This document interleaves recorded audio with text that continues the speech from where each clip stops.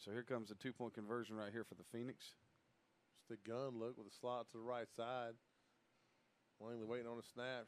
She takes it, she drops, looks out to her right, lets it fly. Oh, nicely done. Hits a wide open Jones. And she just trots in the end zone. It's easy.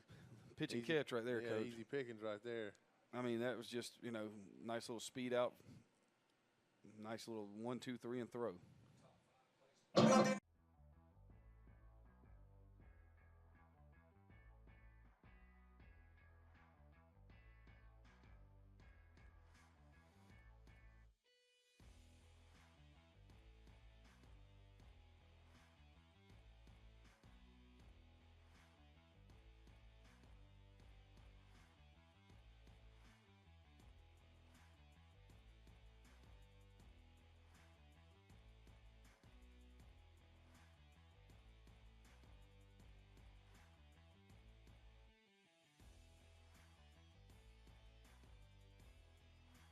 Number 3, the opening kickoff for the Texas Elite Spartans and the Atlanta Phoenix. We watched this one live, and the cut right there to break back into the open, and then there was just another cut. It was a brilliant run. Number 2, so it's like the speed option, the start of the game for the Rebellion right here, and it's going to be a heck of a finish to this run. Watch right here. 1, 2, 3, and then find your way into the end zone. And the number 1 play from last week. Utah Falcons on the Nebraska Nighthawks. Ooh, a little veer. Quarterback pulls it. Oh, and the pitch 20 yards. And pitches it out. I think that was Ayano at quarterback. I cannot recall number 26's name. That was nice, though. So, back here to live action. Looks like it's 1st and 10. The ball at the 35-yard line. And, the thing is I probably talked to the referees before this game. Like, look, fellas, can we take our sweet time or what? And let this clock run? Ball's actually at the 36. Kind of a funky backfield set. And Houston calls a timeout. Yes, they do. That is not something that would be on my agenda. Definitely not. I would be saving those for when everybody looks like they're about to fall over. Mandatory timeout for the Heat.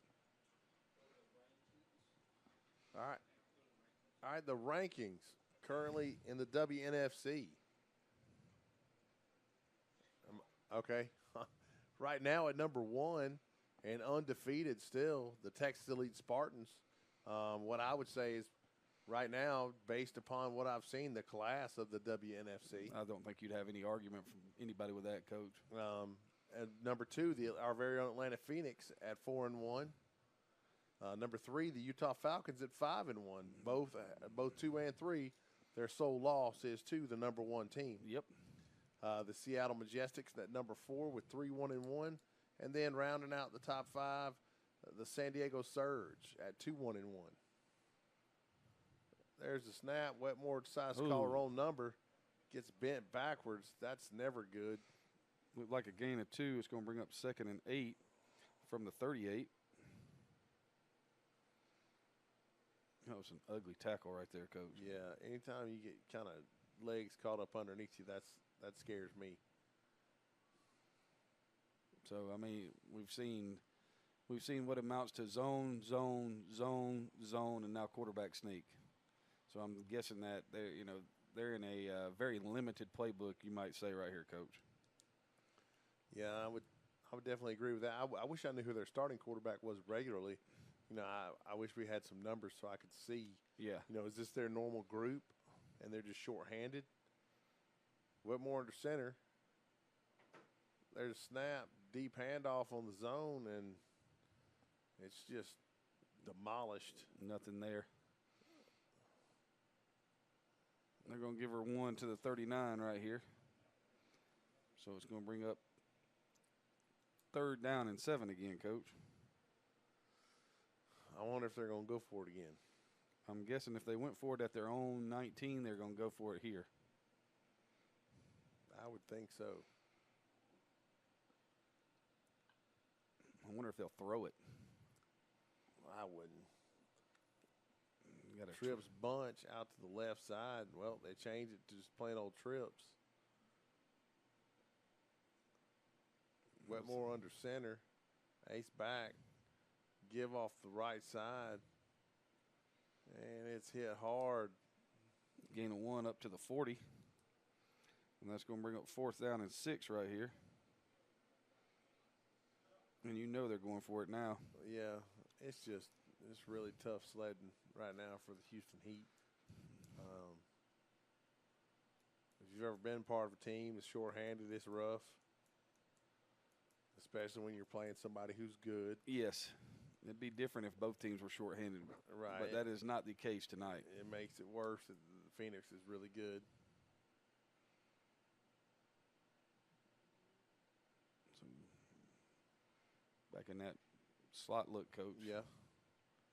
Ace backfield. Wetmore under center. Here comes the Heat. There goes the sprint out.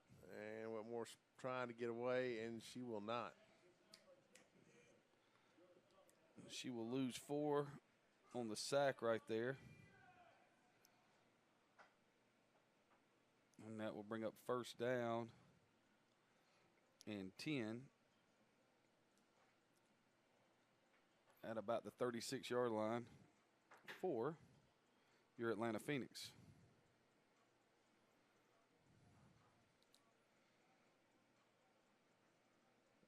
And Phoenix got a short field again. Think it takes longer than one play to score this time? No, I don't. I know. That's what I'm saying. So right now we're going to, see if they decide to diversify any or if they just stay with the same thing they had last time. I'm guessing toss again.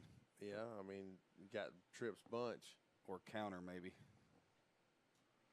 Yeah.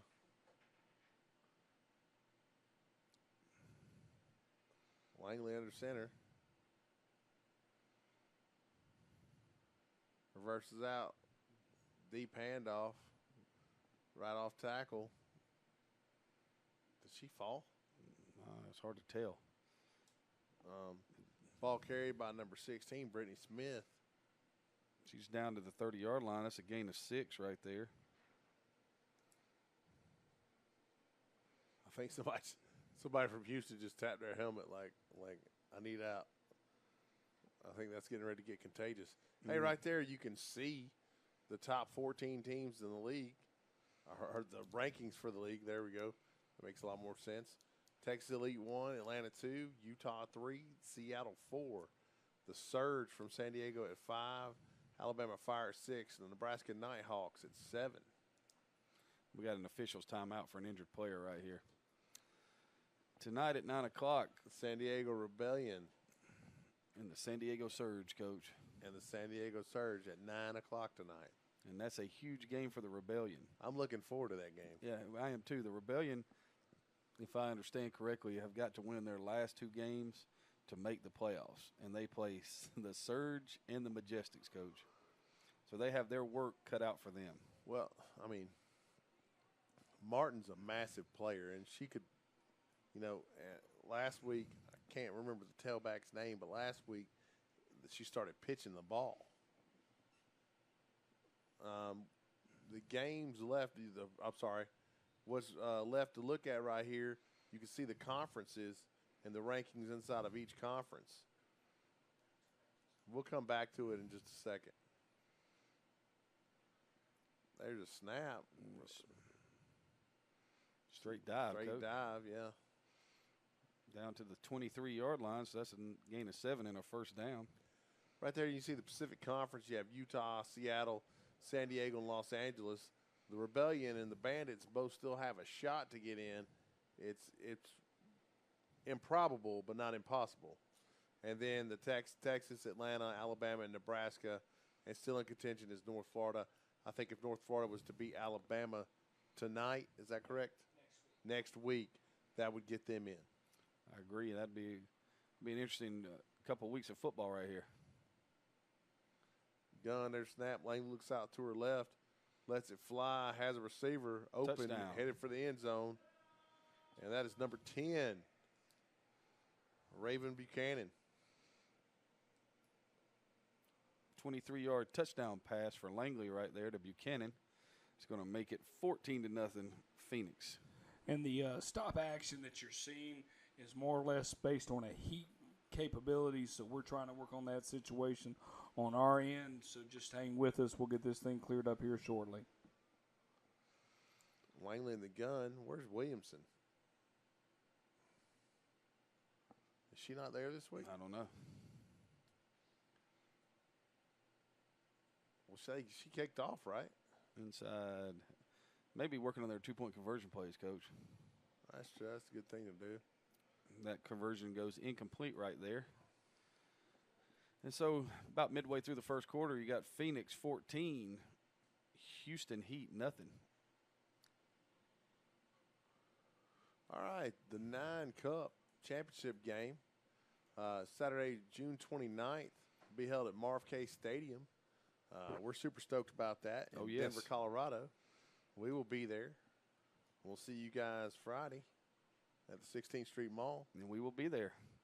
Come by and see us. We'll be the ugly guys in orange. Also Saturday is the WNFC All-Star Game. That will occur prior to the championship game itself. And in between, we'll also see the WNFC Best of the Best Players Challenge in between the two games. We're excited about that. It's going to be a jam-packed Saturday. It should be a lot of fun, Coach. You know, when we were talking about it, we were like, man, we're going to have to work our tails off, but it's going to be a hoot. Oh, yeah, and, you know, we look forward to meeting everybody and getting to meet the players and do some interviews and do some breakdowns. Talk to coaches. And, you know, you get to do all that stuff that, you know, you can't really do because where we broadcast from, we really don't always have access to everybody, you know, and I would love to get some players' takes on things. Yeah.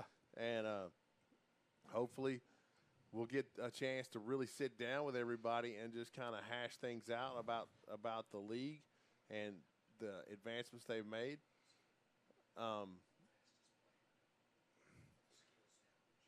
And the skills challenge, you can see right there in the center, you'll get to see the different competitions, the fastest player, the best receiver, the best quarterback, the strongest player in the WNFC, and the best kicker in the WNFC. I personally think that's going to be a square off between Williamson and Valdepena. Shelby Valdepena. There you go. So we're excited to see all of this. You know, I'm a big combine guy anyway, and that's kind of what this is like. It's very much like a combine. And then, you know, we're ecstatic about being out there. Yeah, it's going to be a great time, a great event. Really looking forward to seeing the 9 Cup personally, seeing how, you know, it happens with the Atlantic and the Pacific division, seeing who comes out on top right there. I think we may have seen a couple of previews on who could be in the game, you know. Yeah, if I were guessing from the Atlantic division, I think that you're going to see because I think it'll be a rematch with Texas and Atlanta. I agree. And then the Pacific is a little bit iffier because the Utah Falcons they were my pick at the beginning, and you know, just based on my knowledge of them and watching the little bit of film that I had seen. However, the Surge and the Majestics, I think both could upset. If we started the playoffs today, what you're looking at right now is the road to the 9 Cup. If we started today, the games that you would see, because that's the other thing, is you play the first round on the 13th of June, and then you have to play the second round, the semi-round, on the 15th. On the 15th. So the teams that have the most players are at a serious advantage there, because anybody that's ever played this game knows that you don't go through a game without getting dinged up somehow, some way. And your depth is going to be massively tested right here because, you know, if you're looking at this from the perspective of, you know, we're going to play this game and then we have a week off, you know, anybody that rolled an ankle, anybody that did anything like that is going to have, you know, 6-7 days to get ready. You roll an ankle, you tweak a knee, you know, you sprain a shoulder or anything like that. Yeah, you either go or don't play. That's right.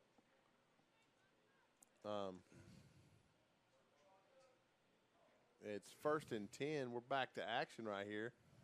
Wetmore under center for the Heat. Looks like there's a conversation right there between she and the tailback. Wetmore drops, throws the ball out. It's going to miss its mark. That's the first pass attempt tonight. Now, they might be calling, I think that maybe they just called a Heat timeout. I can't tell. Everybody dropped the sticks.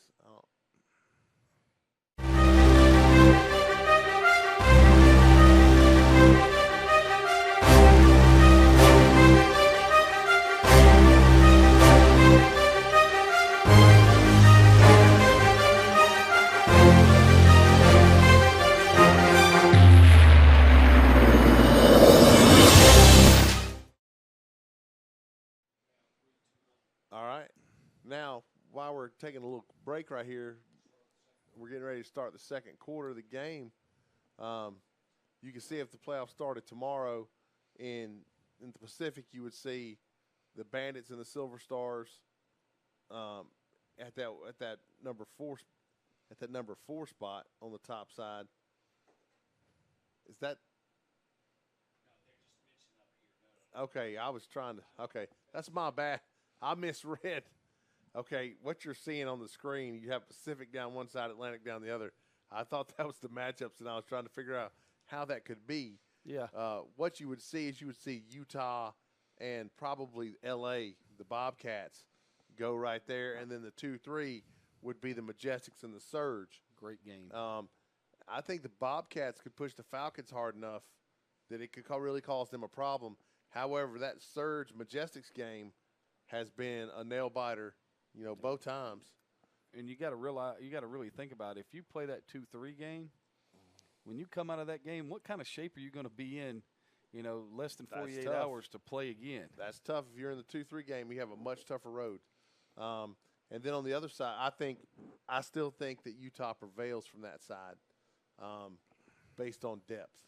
I'm gonna go counter on you. I'm gonna take Seattle. Well, I know you guys both like Seattle. On the Atlantic side, you would see the Texas Elite face more than likely the Nebraska Nighthawks, and then another rematch between the Atlanta Phoenix and Alabama Fire. And it's hard to beat a team twice, but this would have Atlanta have to beat Alabama 3 times. Yeah, and I mean, just think about the fact that you would basically be able to call their plays out. If you see a formation, you would know, hey, they're going to run this. This is about to be what's happening. This is what they're going to do. And so a lot of it comes down to, we've talked about it a lot. It's not going to be X's and O's. It's going to be a lot of players right there. And probably the most interesting thing, I'm beginning to buy into the Rebellion. And we'll kind of really know tonight when they play the Surge, if they're able to get a victory over the Surge. The next 2 games are home, and then to play the Majestics June 1st against the Rebellion, they could easily go in as the 2, 3, or 4 seed. There's no telling based on scheduling. Based on records alone. Majestic is 3-1. Surge is 2-1 with that 1 tie. Yeah. And right now, if the Rebellion clear it 4-2, if they win the next 2 games, they could easily be sitting at the 2 seed. Yeah, that'd be interesting. Oh, it would definitely. I mean, then you're talking about a team with the Utah Phoenix playing a very interesting team. While you're hearing a lot of conversation on our end is that we're trying to get the heat issue taken care of from our location, and hopefully this will resolve it. Usually when the sun goes down, it helps the situation, but in this situation right now, because it's almost 95 degrees over at Pebblebrook High School in Atlanta, Georgia, we are definitely experiencing some stop action, so we're trying to resolve that at this point. A couple reminders, once again, what you see on the screen here, there will be an all-star game. That should be occurring pretty much around 2 o'clock in the afternoon at Denver. The championship game is scheduled for 7 o'clock p.m. Mountain Pacific time, or Mountain time, not Mountain Pacific time, but Mountain time. And the All-Star game, or the best of the best challenge, will occur between the All-Star game and the championship game. So that's 9 o'clock our time, correct? If it's 7 o'clock, it should be 9 o'clock. Yes, that is correct. Where else is it going to be broadcast? Oh, it's going to be across. On Twitter, Facebook, and YouTube. It's going to be on our same platform that we're dealing with at this point. So it should be very entertaining, to say the least, to see what is going to come about on June 29th in Denver, Colorado. Somebody needs to get Espen to pick it up. Well, I think that the Espen is cheddar cheese. The Ocho. The Ocho would always be interesting in that matter, to see what would come about. But we're definitely looking for an interesting matchup on June 13th. Right now, with the June 13th and June 15th matchup, we're really trying to figure out. My vote is the Pacific Standard Time. The Pacific teams over in L.A., those two games on the 13th will be, to me, the premier games. I don't believe Atlanta or Texas Elite will have issues with their 13th game, their semifinals. Where's the tournament for the Pacific being held? In Los Angeles. Okay. So, for everybody, it's pretty easy in that sense for them to get out there to do that. It's funny that both of them are kind of out west. Oh, they are. Right now, if we were to throw up the map on the screen, we would easily see that the majority of the teams are in that out west perspective. It's one of those, hey, I wonder what's going on in that direction.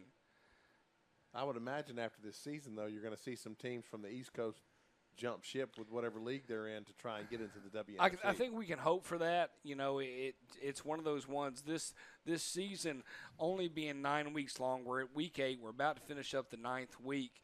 It holds so many different equations of what teams out of the WNFC will be returning and what new teams will be coming in. It's one of those, hey, I wonder what's going to happen.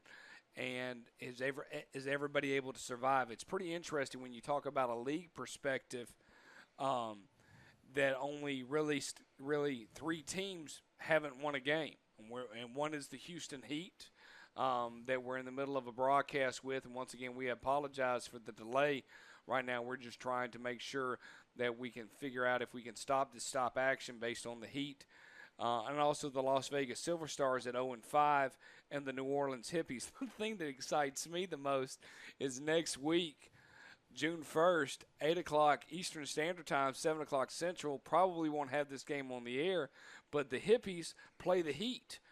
The battle of the winless, but somebody's going to come across in the last game of the season with a victory. Unless they tie. All right, there, Negative Nelly. Nope. We'll call you Debbie Downer tomorrow. Wah, wah, wah. What about the Prowlers? The Prowlers, more of an experimental piece, so that they were just trying to work on their game and get things started. We're going to start back here with this game, and at halftime we'll go away again and see if we can get pretty much a better picture, but we want to get y'all back to the live game. Gentlemen, I'll let y'all take it back full force here. And Wetmore's pitch is the aired pitch, and that's scooped. And there's it's a score. scored. It's what? It's a score. Scooped. Yeah. That was Storm Cuthbert bringing the thunder right there. And they're going to increase their lead to 20-0 unless they scored without us knowing it. That is 29, right? That's what it looks like to me, Coach. I brought my glasses and still didn't wear them. It's amazing that they didn't wear their white jerseys, and that's the one thing that they want, and they're wearing their gray. Yeah. Yeah, I would have definitely worn white if I could. Oh, I would have been out there just – I would have got rid of the blue pants and went white as well. All white. We would have walking out around looking like an ice cream cone. Understood. Don't say ice cream. Yes. Too hot. We all screamed. They would just melt and slide down the side of your hands here. I was just thinking, do you think we can get some ice cream DoorDashed here? Well, no, not right now. I appreciate you saying that, Garcon. Yeah. But we can do what we can. But the only thing I got from the general manager of the Phoenix was it's hot from where they were located. I was outside with my kids today, and, yeah, It is definitely. I mean, It was warm in the shade. I hate when my dad, who's sitting at 70 plus, he goes, "I do believe this is going to be a hot summer," and he's had an opportunity to see some hot summers, and for the Right up 2-point the conversion, nice. On a dive, rumbling, bumbling, stumbling. And that will make it 22-0. Is that 79 or was that 75? I couldn't tell. The jersey was kind of rolled up. Well, it was either Aaron Murphy or Tania Carlton. My vote, my guess is Tania Carlton. Yeah, that would be one of the things you would think about right She's there. a name we call pretty often on that D line for the Phoenix. Of arguably, one of the stoutest defenses in the league. No, there's not an argument, Coach. They are one of the stoutest defenses in the league. And, I'm just going to go ahead and be an Atlantic Division lover because I think that we'll see the best two teams play this year in the semis. Well, that right now the rankings prove that out, Coach. Is that going to stay in? Oh, no, it's going to stay in. Oh, wow. And Wow. an attempt to scoop it up goes down to one knee and then gets bowled over. That ball returned kind of by number 16. Number 18, Jennifer Cadlitz. Cadlitz. And Houston will take over at their own, should be the 4. Well, they're nice. They're going to put it on the 5. They did put it on the 5. I would have done the same thing. Yeah, forward progress. If it can go wrong right now, it's going wrong for Houston. So the Phoenix are currently running roughshod over the Heat. In the heat. In the heat. And they're on that turf, and it gets warm. Ooh. Man, it gets warm on that turf. I got news for you. I am not looking forward to our first endeavor on the turf this summer, especially not if it's going to be as hot as they say it is. They're talking about triple digits next week. That's what I hear. I've had the soles of my shoes actually melt out on the turf, where you go home and your shoes are smooth on the bottom. It's not a good thing, especially for me because I wear flip-flops most of the time, and my flip-flops being smooth on the bottom is hazardous when I'm in the store. Wetmore under center, ace backfield. There's a snap. She's trying to get out of the end zone. She makes it, but she's met by everybody on the Phoenix team. I think there were fans jumping on the pile right there. Looks like that's going to be a loss of about 2. Yeah, I would not go with a deep handoff if I were the Heat. I'd be looking for something that's going to hit quick, some sort of trap or some sort of misdirection. And we say that we truly have no idea, what they have on their front that has actually played an offensive front before. Yeah, I have no idea what their normal lineup looks like, so it's hard to say. It's hard to run a trap when nobody knows how to do it. So back to action here, 2nd and 12 at the 3. Wetmore under center. And deep handoff right there, and she's met immediately. That's number 37, Marcia Johnson. It's going to be a loss of 1 down to the 2-yard line. Oh, no. Got a Houston player down. And then there were 11. Yeah, if I was an offensive lineman on that Houston team, I would absolutely take this opportunity to take it behind and just go ahead and rest for a minute. But while we're on a break right here, let's talk about last week's results. We had that rough loss for Atlanta, that 45-7 loss for the Texas Elite. Obviously, week 1, they beat the Alabama Fire 27-0. And a game that was close in the first half, Coach. It was really close. It kind of broke open right as the first half was ending. The Pumas, who they defeated 55-7, and that was never a contest. And the next week, we were curious as to how that would go. And it went pretty much like the first week. Exactly. 56-7. And then they played the Fire again, and I thought maybe that game would be different. and the Well, Phoenix just ran away with it. Well, the second Fire game, they came off the double bye. 42-12. We were curious about how they would do coming off that 2-week layoff. And then when they played the Texas Elite Spartans, it's 45-7. And it was an absolutely dominating performance by Texas. However, there were some pivotal moments that I thought really changed the complexion of the game where I didn't feel like there was one particular play where there was not a good call. And, you should never leave it up to the stripes. But, what you can see right here is the Heat season. They opened with a 42-0 loss to the Texas Elite Spartans, and then a 55-0 loss to the Texas Elite Spartans, and then a 42-26 loss to the Nebraska Nighthawks. Is that who that is? Yes. And then 35-0 loss to the Nighthawks. So they have today's game, and then next week they'll play the Hippies, who are also winless. This will be Atlanta's last regular season game. Atlanta's guaranteed a playoff spot, though. So Atlanta's guaranteed the 2 seed as long as they win right here. Well, I can't imagine how yes, that's they're not going to happen. guaranteed the 2 seed period because they've beaten everybody else in their, In their side, yeah, with the exception of the Texas Elite Spartans. Wetmore under center, and she took a knee. That wasn't Wetmore. I apologize. That was number 18. That was Jennifer Cadlitz.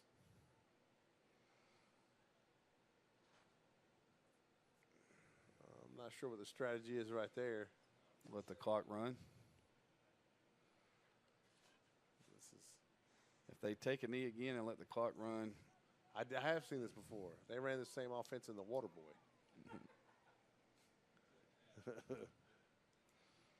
They're struggling. Cadlitz is under center. Looks like they're going to go ahead and take a delay right here. If you take the delay, it's only half the distance to the goal. So,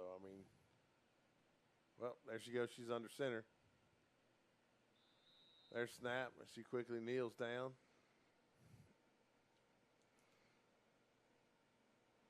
And that was 4th down. It was. They're going to turn the ball over on downs right there. So the Phoenix will take over at the 3. Okay. Okay, and I'm thinking maybe they kneel down so that they could save themselves for defense. I don't know if there's a mercy rule. But perhaps if it's a 30-0 game in the first half, I think they got to already be playing with a running clock. I don't have anything for you, Coach. I really don't. They've got to already be playing with a running clock because the first quarter ended so quickly. That is true. A couple reminders for everybody out there watching in the Facebook, YouTube, and Twitter world.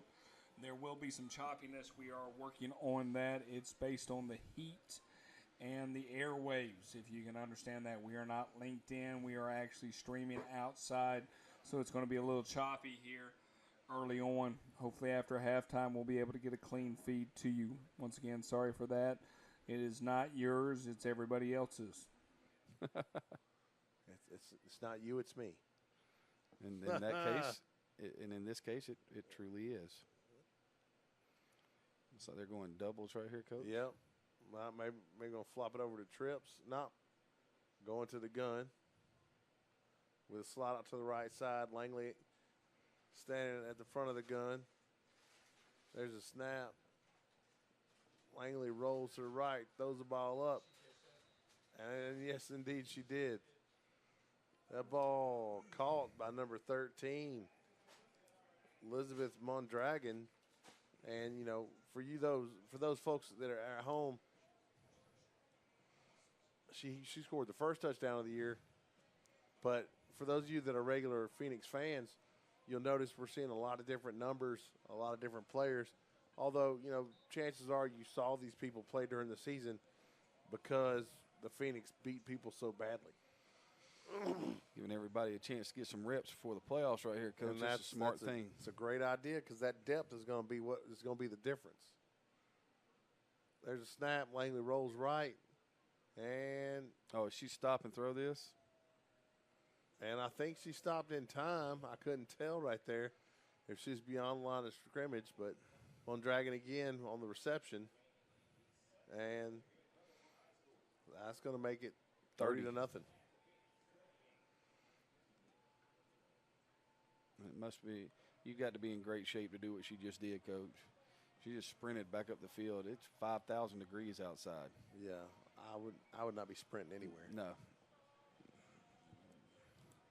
I would be out there on a little rascal.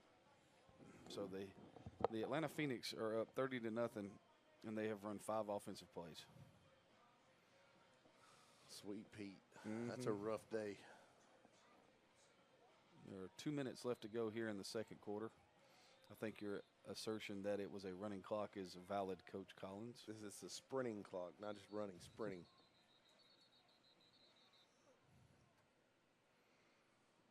I think, so you call fair catch? I think it was a penalty on the kickoff. Oh.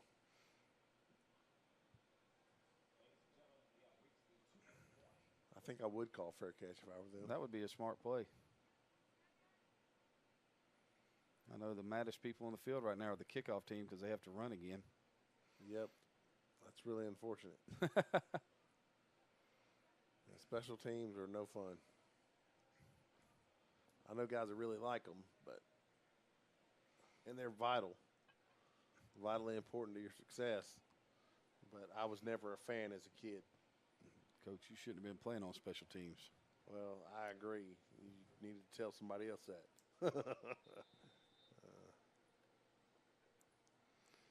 No comment. Yeah. There's the kick. And it's fielded at about the 23-yard line. She's going to head out of bounds. Going to be marked out around the 28-yard line. That was Cadlitz on the return.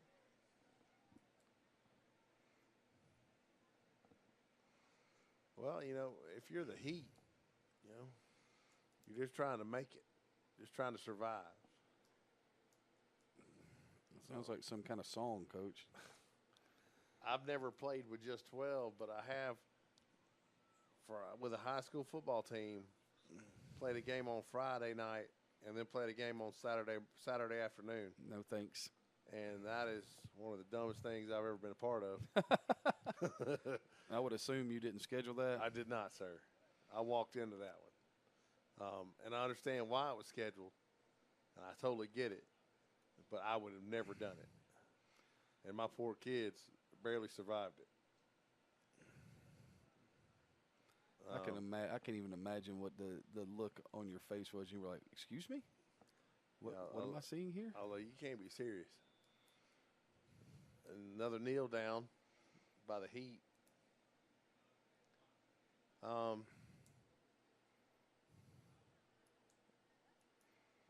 I guess I'm glad the Heat, had the integrity to show up. I am. To come all the way to Atlanta, knowing they were only going to have 12 players, and to still line up. And that takes guts. It does. A lot of intestinal fortitude. It would have been real easy to put this one in the bag. Right here, you could see the Pacific and Atlantic Conference rankings. The points per game scored. What's the next column? Okay, that's the okay, gotcha. WNFC ranking. You can see that the Atlanta Phoenix is trailing just behind the Texas Elite Spartans, not only in points scored, but also in the ranking itself. Although that points allowed is kind of the fact that the Texas Elite Spartans have given up 7 points all season. Whew. They do have a stout defense. On the other side, how can the Utah Falcons have only given up 18 points? 18 points a game. No, that's just points allowed. Okay, so they mean points allowed per game. I got you. Yeah, that would make sense. Because the Falcons actually scored 18 against Texas, but Texas's points per game allowed is 7. Okay. And then Utah gave up the 55 burger to Texas, so that jumped. I'm just too dumb to read a chart. That's all. No, you don't have your glasses on, Coach. That's all. Well, that's what I'll tell myself anyway. And I have glasses on, and I still can't read the chart, so that should tell you about my glasses. I'd buy some new glasses, but you know. My glasses and my cars function about the same, as in they don't. Does Adidas make glasses? Well, they do, and they're really, really nice sunglasses. I know that much. Oh, and it looks like that we're shaking hands here. shaking it up. Oh, after yeah, half. definitely. I was trying to hold out as best I could. The Houston Heat has called it. They needed to play a half, and the 2 minutes went taking place. And by 7:55 on the clock, that is ball game at this point. So in the matter of the sketchiness of the Heat, we knew it was a hot day at Pebblebrook High School. We appreciate, first of all, Pebblebrook opening their doors to the Atlanta Phoenix and all our sponsors here with the Atlanta Phoenix. If you get an opportunity, definitely look on the WNFCfootball.com website. What you see up here is next week's schedule. We'll still be here. We're going to kind of take a pause here for a minute or two before we start back with the 9 o'clock game between the Rebellion and the Surge, mainly because that's going to be an exciting game. I'm going to keep these two goofy guys around for that action, and we'll probably even break down the play. I would call us wacky. Wacky, goofy, and all those wonderful things. But we'll kind of go back here shortly and get some information out there. We appreciate everybody tuning in this year. The Atlanta Phoenix season has been a wonderful season. We ended up finishing the season 5-1 here for Atlanta. They're going to be the second seed right up on the Atlantic Division. And at this point, it really kind of comes down to June 1st. And that particular action and seeing what happens. You can see next week's action of what's going to take place between the Houston Heat and the New Orleans Hippies. We hope both of those teams get to play.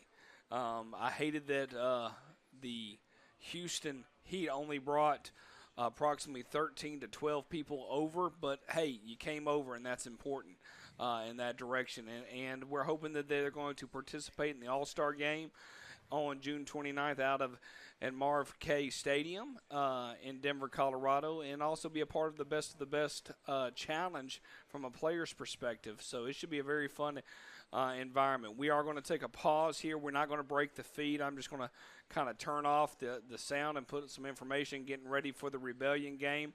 Rebellion versus the Surge does not start until 9 o'clock Eastern Standard Time. That's 6 o'clock Pacific Time. So hang with us. Thanks again. Sorry for, once again, a short game, mainly based on the heat. And I think the lack of participation on that part. But we're a growing league, and that's one of those things that you deal with. I'm Bo McMichael with Adam Collins and Craig Chapman. We'll be right back. Getting ready for a huge matchup tonight between the San Diego Rebellion and the San Diego Surge. Joined by my buddies here, Bo McMichael and the greatest color guy in history, Craig Chapman. Thank you so much, Coach. This was like the first game we saw this year. It really was. And I can hear myself. There you go.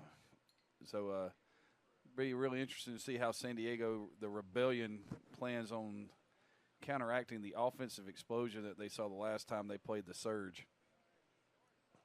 I also think because that, you know, the Rebellion has decided they're going to pitch the football. That changes the complexion of things. It does, because you can't just focus in on Martin now. You know, the great player that she is. But now it is a much more multiple attack. And you know, when you do that, anytime you can be multiple and give people more than one person to key on, it makes playing defense a whole lot harder. Yeah, you really have to play assignment defense against the option. Although, you know, it's not really a triple option. It's more of a speed type deal. Yeah. It's kind of what they had going last week. We got to see them play. Was it the Bobcats they played? They did. And they won that game. What was the final score on that game? I think it was 19-6 or 13-6 because they took the knee, and we got the. It might have been 13-6. I think you're right. It was really a close game, or 14-6 because they had to. We were talking about they were going to have to go for 2 at the end if they scored. So, and the Rebellion had a late defensive stop, down in the Bobcat territory, and then just kind of kneed it down so that they could run the clock out. But it was a good game for them. I'm interested to see how the Surge does this week. Who did they play last week, Coach Chapman? They were off last week, Coach. Were they off for 2 weeks, or was it one? Just once. They were off for 2? Okay, so they had a 2-week layoff. This is their first game back. That's always tough. Looks like they're coming out for the coin toss. Hey, next week, you'll be able to catch the Surge in action against the Bandits. And you'll see the Rebellion play the Majestics. In order for Rebellion to get into the playoffs, they have to win not only this game, but the next game against the Majestics. And that's not an easy task there. And I see that as highly doubtful. But we've seen crazier things this year. Earlier today, we watched the Atlanta Phoenix absolutely trounce the Houston Heat. The Heat remain winless, and Atlanta goes to 5-1 with their sole loss to the Texas Elite Spartans, aptly named. And the Elite Park coach? Yes. I can remember thinking when I first heard it, who calls themselves elite? Who does that? Then we saw them play. Yes, and I would say, yes, they are indeed elite. They're very good. And they're not it's just not a one. No, it's not a one-person show. Or it's not a one thing.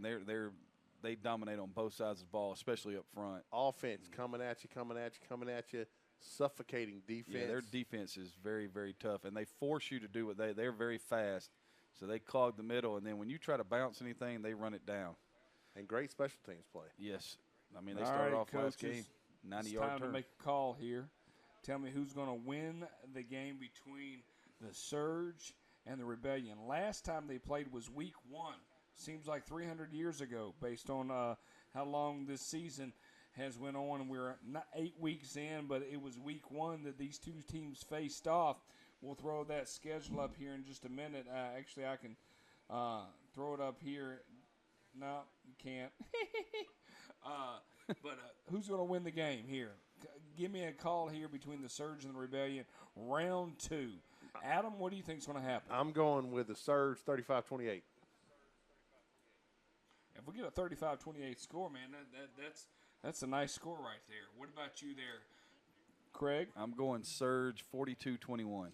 Nobody's on the Rebellion bandwagon but me, man. I am all of it's maybe the Star Wars. They were doing a marathon on TNT, starting with episode 1, going all the way through.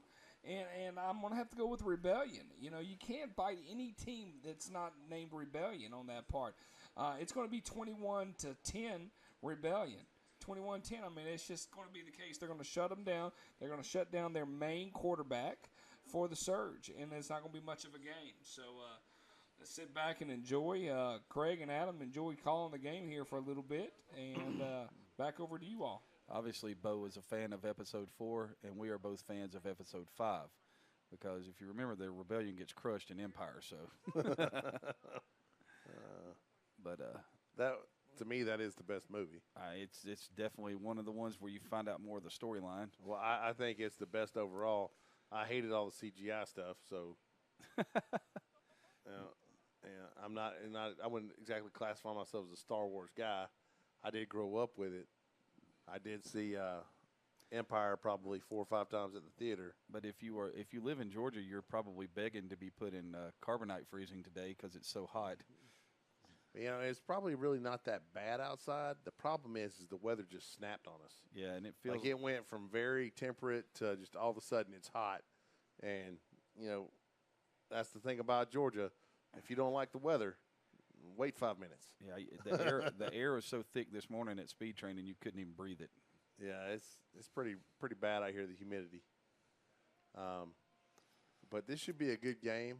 I'm really looking forward to seeing how the Surge do off that 2-week layoff. Is it 2 weeks to get healthy and really fine-tune things? Well, the last time they or played, is it 2 weeks to get rusty? The last time they played, they tied. So they've had to sit there with that. Yeah, the last time the Surge played, they tied. I mean, they had they had a heartbreaking, gut-wrenching defeat where they fumbled the ball going in to score to win the game in Seattle. And it went the other way. And it went the other way about 95 yards. That's a backbreaker. And then the next week they play at home, and they have the lead, and Seattle comes back to tie it up, and then the game ends in a tie. So you got the San Diego Surge sitting right here, and they're looking at this Rebellion team as somebody that they got to get right against right here. This is a we got to make ourselves feel better game, and that's why I think that they're going to come out. The last time we saw them play, it looked like a track meet in the first 3 drives. It was a sprint to the end zone. Hey, right here you can see the results of the Rebellion this season. That first game against the Surge, they lost 42-14, and then they lost 20-14 against the LA Bobcats, and then beat the Silver Stars. Thank you. Silver Stars 32-12, and then beat the Bobcats 13-6 last week. So you can see, I mean, if you look at, you give up 42, and that number has gone down every week. So, you're looking at a chance to see how much this defense has improved since week 1. So, looks like the Surge are going to receive right here, Coach. Low spinning kick. Going to take a nice hop. Be picked up about the 15-yard line. Being brought back around the right side. Going to be run down. Looks to be about the 40. That was number 21 on the carry for the Surge. Dina Guidry. Guidry's return will be stopped at the 37-yard line and bring up 1st and 10 from the Surge right there.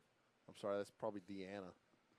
Okay. That could be Dina, though. I mean, I guess it's all a tomato and stuff, I don't like tomatoes. The 28th? I'll ask her.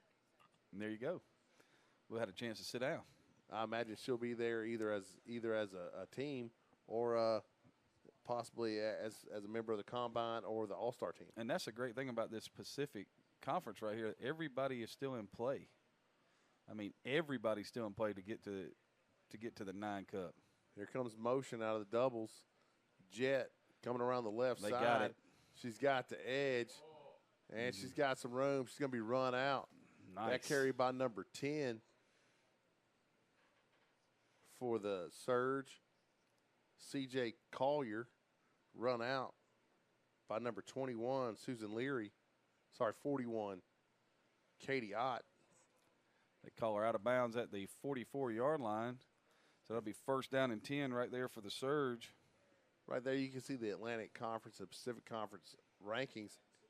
We'll come back to that in just a minute. They're getting on the ball pretty quick. Doubles look. Here comes motion from right to left. And it's the give on the Jet again. She looked like she might get the corner right there, but they close in. Carry again by number 10, C.J. Collier. Brought down by a host of Rebellion players. All right, Coach, got your conferences up here again. All right, hey, right there you can see the points scored per game, average points allowed, and then their ranking in the WNFC, as well as their win-loss out to the side. Leading the conference, the Pacific Conference, is Utah, and, of course, closely followed by the San Diego Surge. And I look forward to that game. I think that will be the semi-game for them. I agree. Same look. Motion again. Counter. Fake. Fake on the Jet in the zone, back to the right side. Sniffed out pretty quickly by the Rebellion. That play's timing was all screwed up, Coach. Yep, number 47, Martin, came flying in there. Right there you can see the conference race. You can see if the playoffs started today who the top 4 teams would be in both the Pacific and Atlantic conferences.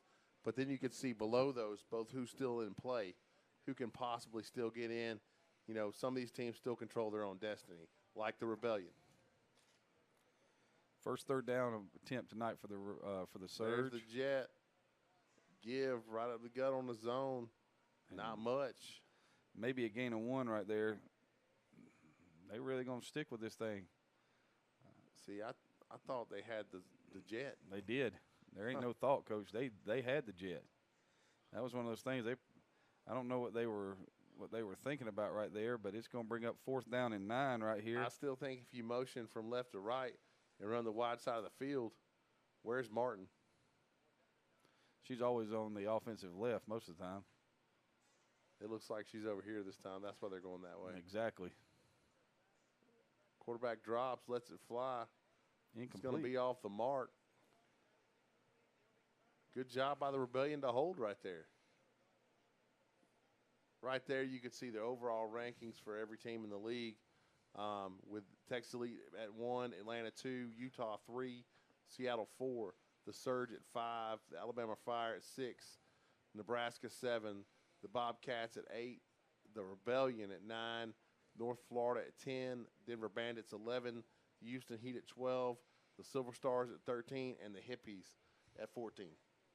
Coach, after that first explosion play, they had a 19-yard gain and a first down, and then after that, nothing. I mean, I don't know if it's scripted or not, but you might want to come off script if that's the way it's going to be. Doubles. Here comes speed option. There's the pitch. And there's a lot of room. And she's got some room to run right there. Nice carry by number 35 for the Rebellion. That's Mercy Scott. She had a big game last week because, that's the thing is as big as Scott is, hey, the road to the 9 Cup right here, you can see the Atlantic teams down the right side and the Pacific teams down the left. They'll play the first round on the 13th and the semis on the 15th 2 days later. And then, of course, the 9 Cup will be on June 29th in Denver, Colorado at Marv K Stadium. Back to action. Bunch trips to the right side. They are covering 3 with 4, Coach. Do you see that? I do. And they still go that way, though. Mercy Scott's going to get pushed backwards. A long way. And she's run out of bounds. Nice play right there by number 63 for the Surge to quick penetration by Jessica Cable to get in the backfield and really kind of make her bubble out and have to run away. Loss of 7, going to bring up 2nd down and 17 right there. Hey, right there, just so you know, Saturday's going to be an awesome day, June 29th.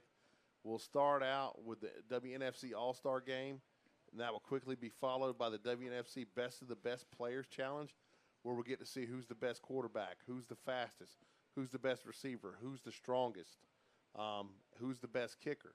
Yeah. We'll get to see all these. It's very combine style. And then, of course, the finale of the day is the 9 Cup championship game at 7 o'clock that night. We're going to be lucky enough to get to do all 3. That's right. We're going to be there for all 3. They don't have enough people on the ball right here. This is illegal formation. Trips left. Carry by Martin. Just right up the gut. Get back a little bit of what they lost there. Looks like she gained about 4 right there. It's going to bring up the first 3rd down of the night for the Rebellion. And I'm going to tell you right now, that formation still isn't legal.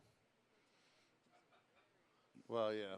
I mean, if we're counting on referees to count the number of people on the line, it's not hard to count to 7. They're not real good at that. We have found that out multiple times. All right, now they got it right. Trips to the left again. Martin in the gun. Looks like some heat's coming. There's a snap. Bubble screen. Quick throw out. Martin can't connect. That pass intended for number 8. Selena Graves just unable to get it to her right there. Martin is a much better runner than passer. It's going to bring up 4th down and 14, Coach. Rebellion comes out to punt. Or do they?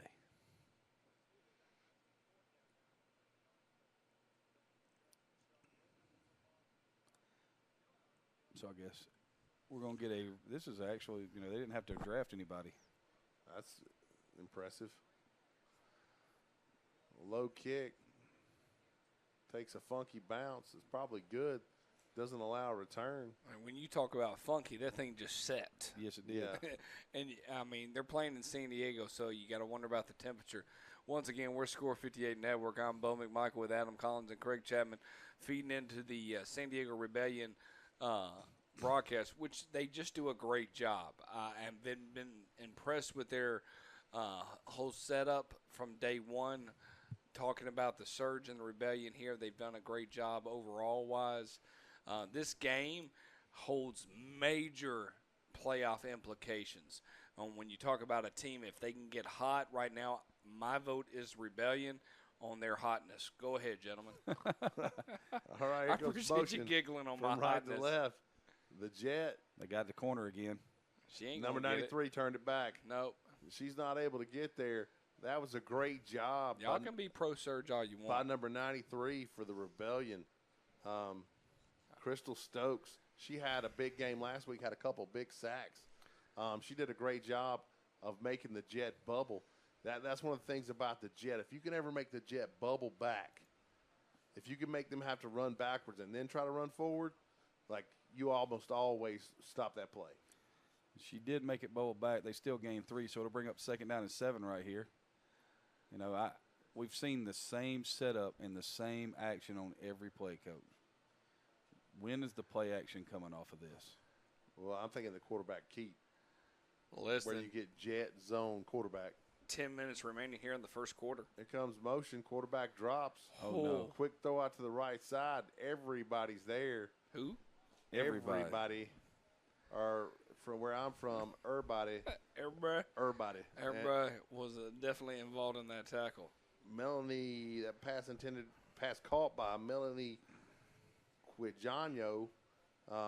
Good job on the name. And brought down by number 44, Elliott Wynn, who also had a big game last week, not only defensively but in returns for the Rebellion. -4 on that catch, so it's going to bring up 3rd down and 11 right here. And we right try now, to have as few negative passing plays as possible. yeah, I'm not a big fan of throwing it backwards. Now, I will throw a screen, and Coach Collins knows this. I'll throw a screen. You and have to block for the screen, though. Doubles. Guidry in the gun, motion from left to right. She drops, looks across the middle. Oh, pressure. She's holding the ball. Too She's long. got some people bearing down on her, and I think she's going to be sacked by Wynn. She actually gained a yard or so. Okay, she's just tackled by Wynn then. Number 42? 44? Sorry. That's Elliott Wynn. You're That's on gonna point, man. You sound like you're ready for a championship game. Yeah, There, bud. well, You know it, buddy. he's Well, excited. It helps that I watched them play last week. It did, and that's why when I got excited about that, and we're even going to get this game next week, Eastern Standard Time, 9 o'clock, 6 o'clock Pacific Time. The Majestics are heading over to the Rebellion, so that should be just a great game. We're going to be able to televise, realistically, 3 games. We'll get this punt through here for the Surge, and I'll talk a little bit about that. There's a low snap. It's a one-hopper. She barely gets it off. Hammers it. And Oh. then, Oh, you should have fair caught that. No flag on the play right there. wow. Wow is indeed. That ball caught by number 7 for the Rebellion. Great job, number That's 7. Lanika Manning. But she is absolutely railroaded by number 22, So Roberson. Going into week 9, you're going to be able to see the overall schedule. The games that we'll be able to telecast, Alabama Fire versus North Florida Pumas, they'll have major implications from a playoff perspective. If North Florida is able to come up with a victory against the Fire, that could really possibly knock out the Nighthawks. It all really depends on how things play out. We're rooting for the Houstons and the Hippies to get their first win. The Houstons? On the Houstons. You're so The funny. Heats. I'm going to go back to this game here in a minute. Play's already started. And here comes Mercy Scott around the left side. I would imagine that was speed option. I would think so. That's a 5-yard gain right there. So I think the Surge are going to get a steady dive to that. well, they've run it twice for 16 yards, Coach. I would think I'd run it till they stopped it. Looks like she was tackled by number 22, Roberson. We'll get a game starting at 7 o'clock against North Florida and Alabama. And then at 9 o'clock, we have 2 games going on. The Bobcats versus the Silver Stars at the Bobcats. Playoff potential right there. And the Majestics versus the Rebellions. What really plays into it is this particular game. If we have a victory by the Rebellion, that game against the Majestics is huge. If for some reason the Surge are able to hold serve, then that game is just realistically protocol. Oh, wow. Martin on the give right there. Looked like they pulled the backside. They did. Little wrap play right there. Big number 73 leading the way Gain for of 2. Scott. Going to bring up 3rd down and 3 right here, Coach. That's a new little wrinkle. I don't remember seeing that last week. Nope. And here's the funny thing. This game is the polar opposite of what we saw the first time. Oh, it was running up and down. Yes. It was. The Surge scored the first 3 times they touched the ball in that last game. And, we went to halftime. I think it was 21-14 at half. And then the Surge pulled away in the second half. But right now, it's a defensive battle. I'm guessing Martin up the middle. 3rd and looks to be about 3. No, I'm sorry. I stand corrected. Martin off the right side. Yeah, for a gain of about 7 and a 1st down. So right now it looks like all of our prognostications, it looks like Bo is the one that's on point because the Rebellion are kind of dominating this game right now. It's all about consistency, and like what you said, Coach Collins, to begin with, Adam, that the Surge hadn't played in 2 weeks. It's going to take them a quarter or 2 to get things started. Oh, yeah, you got to withstand the flurry. That initial flurry, if you can live through that. Uh-oh. Little counteraction, and there goes Scott down the middle of the field, dragging folks. Wow. Another 1st down. Well, she was able to hit that hole right there and get some additional I mean, art. Second level is huge. Even without the puller. They didn't even need to pull it. No. Next thing you know, she's on the 20-yard line. 16 yards and another 1st down, and an impressive drive right here for the Rebellion. And it really looks like San Diego, the Surge, has no idea what's coming. No, in your 5 minutes left to go here in the first quarter. And it's been basically the same formation for the Surge all night, the Rebellion being much more multiple. There's a snap. Same play. Give right up the gut to win. Quick penetration, though, kills that. I'm sorry, to win to Mercy Scott. Early on tonight, 7 o'clock kickoff, we saw the Atlanta Phoenix take on the Houston Heat. What could have been a possible and very enjoyable matchup, the Heat actually was outmanned, outplayed in the sense of that they only had brought 13 people to the site. So by halftime, the game was called 27-0 in favor of the Phoenix. That's only 2 games on tap tonight, so this is our second game of our doubleheader. Speed option to the left right here, Coach. I would think so. There's a snap. I'm so glad y'all weren't right. That She would just drops. freaked me out. Rolls right. Nice Martin catch. next. Nice. Better And she was tackle her. about to stay up. She was. Number 7 on the reception for the Rebellion, Lanika Manning. I'm going to type in the old weather app and see what's the temperature like since we're burning up here in hot Atlanta is where we're located out of. I want to find out what the temperature is over here in San Diego. Speaking of, if there's anybody that could get me any wind, it'd be greatly appreciated. Now, have you ever been to San Diego, Coach? I have never been to the West Coast. Okay, Coach, this can't be right, but it's saying it's 66 degrees. That's about right. Oh, wow. I've never been further than Iowa. Okay. So, And there goes Martin. Martin's give her gonna 6. score. Give her 6. Give her 6. Touchdown. Touchdown. She's in there. Yes. Go Rebellion. Rebellion. I mean, and just Rebellion. she is a woman among girls. Resistance You know. is futile. When she's Rebellion will win. when she's running the ball, I tell you, she's a force to be reckoned with. Yes, she is. Could be the force be with you, Yeah. since we're on a Star Wars theme tonight. That's a 7-play drive, 50 yards for the touchdown. Rebellion up 6-0 here as we're under 5 minutes to go in the first quarter. Don't have a lot of viewerships today. I'm sure that guy was out walking across the field. Look Yeah, at the size of that injury. grill. That's what I'm talking about. Squirrel moment for you, Coach. It was a squirrel moment. I apologize. You did a good job. There was a on grill that. that came up on one of the other screens, and it was literally, it had to be like 15 feet across, and it had sides coming Whoa. off of each one. We got the NBA playoffs playing on one screen. We got the Atlanta Braves versus the St. Louis Cardinals on another. Y'all are doing a great job just watching your game. I love to grill. Yeah. Like, it's one of my favorite things in the world to do. I'm trying to learn. That's why they were walking out there. I am. I'm trying to learn. Hey, when we do this, let's. I'm going to tee in right here. Talk to us a little bit about the top 5 plays. Coming in at number 5, Utah Falcons. Big gal rumbling down the field after a little pass reception right there. Nice hands. And she is rumbling, bumbling, stumbling. It doesn't matter what color jersey you got on. You better get out of the way. Utah's got some big backs. Coach And what about number 4? Play number 4 right here. We got a little blast to the right. And then this play is going to go south, literally, as the ball is stripped. And the Alabama Fire take it back for the touchdown, leading to their victory over the North Florida Pumas. Number 3, can I do that, gentlemen? Yeah. Yeah. Sure. All right, number 3. We're here live at the Atlanta Phoenix, Texas Elite Spartans opening kickoff. Can we give her 6? She's at the 40. She's at the 50, a 60, a 70, all the way down to the 90, 100-yard line. All right, number 2. 100-yard line. 100-yard line. Number 2. All right, right here you see Barton pitch to Mercy Scott. She's headed around the side, and Good they move. try to tackle her, but she's just not having it. No. You got to love it when a player will not be denied.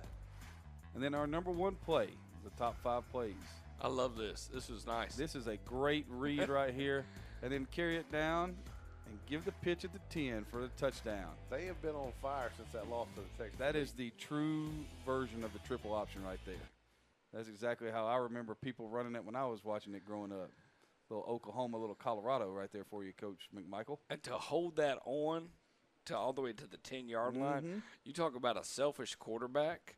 To hold it that long is just amazing. A In that selfish sense. quarterback or an unselfish? Unselfish. I mean, it's realistically Tito's at this point. So, and for those people that are giggling to understand what Tito's is, There it is. you know, it's Saturday night at 9:35 Eastern Standard I'm still Time. waiting on Cherryberry.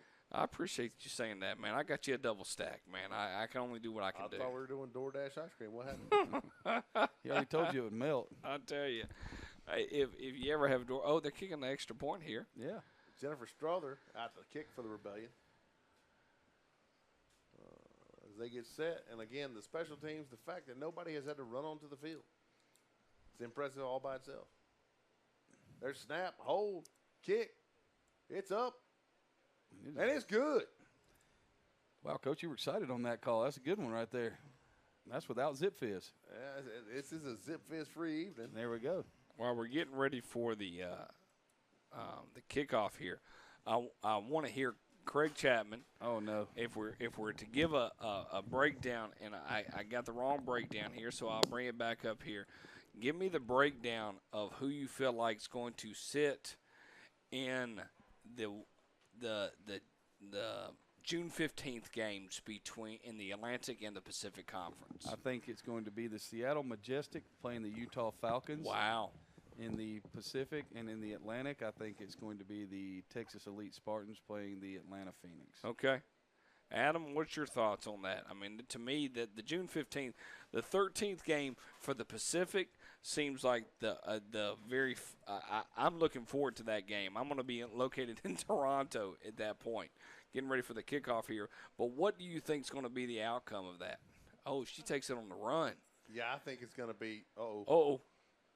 All the way to the 40. I think it's going to be the Majestics, and after watching this, Okay, so are y'all willing to lay some money down? We talking next Saturday night, June 1st, Majestic and Rebellions. If the Rebellions get a victory right here, you think the Majestics will win? The Majestics have been off. I'm a Majestics fan. I like y'all what they both do. have been. Y'all both have been. I have been an LA Bobcat fan and I've been a San Diego Rebellion fan. So I think I would be willing to bet my evening's pay that Seattle wins that game. Okay. All right. So am I doing double or nothing if you win? Double or nothing on the playoff game? On the playoff game only. Only on the playoff game next week. Okay, so You're trying to get the logistics right here. I like this. We're going somewhere with this there, Adam. we're agreeing that we're betting an evening's pay Yes. between I'm Majestics taking and Seattle, Rebellion. That's the only thing. The only one game. and I'm taking it even. Yeah, No yeah, points? no. That's past our brain power, man. I don't try to get into over and unders unless it's NFL season. I don't get into that over Right, and I under hear you. theory. I got a guy. Okay, you got a guy. I know a person. Yeah, that can I give know me. a guy. So Call my uncle. we lost 7 viewers on that on me and you having this conversation. That was nice.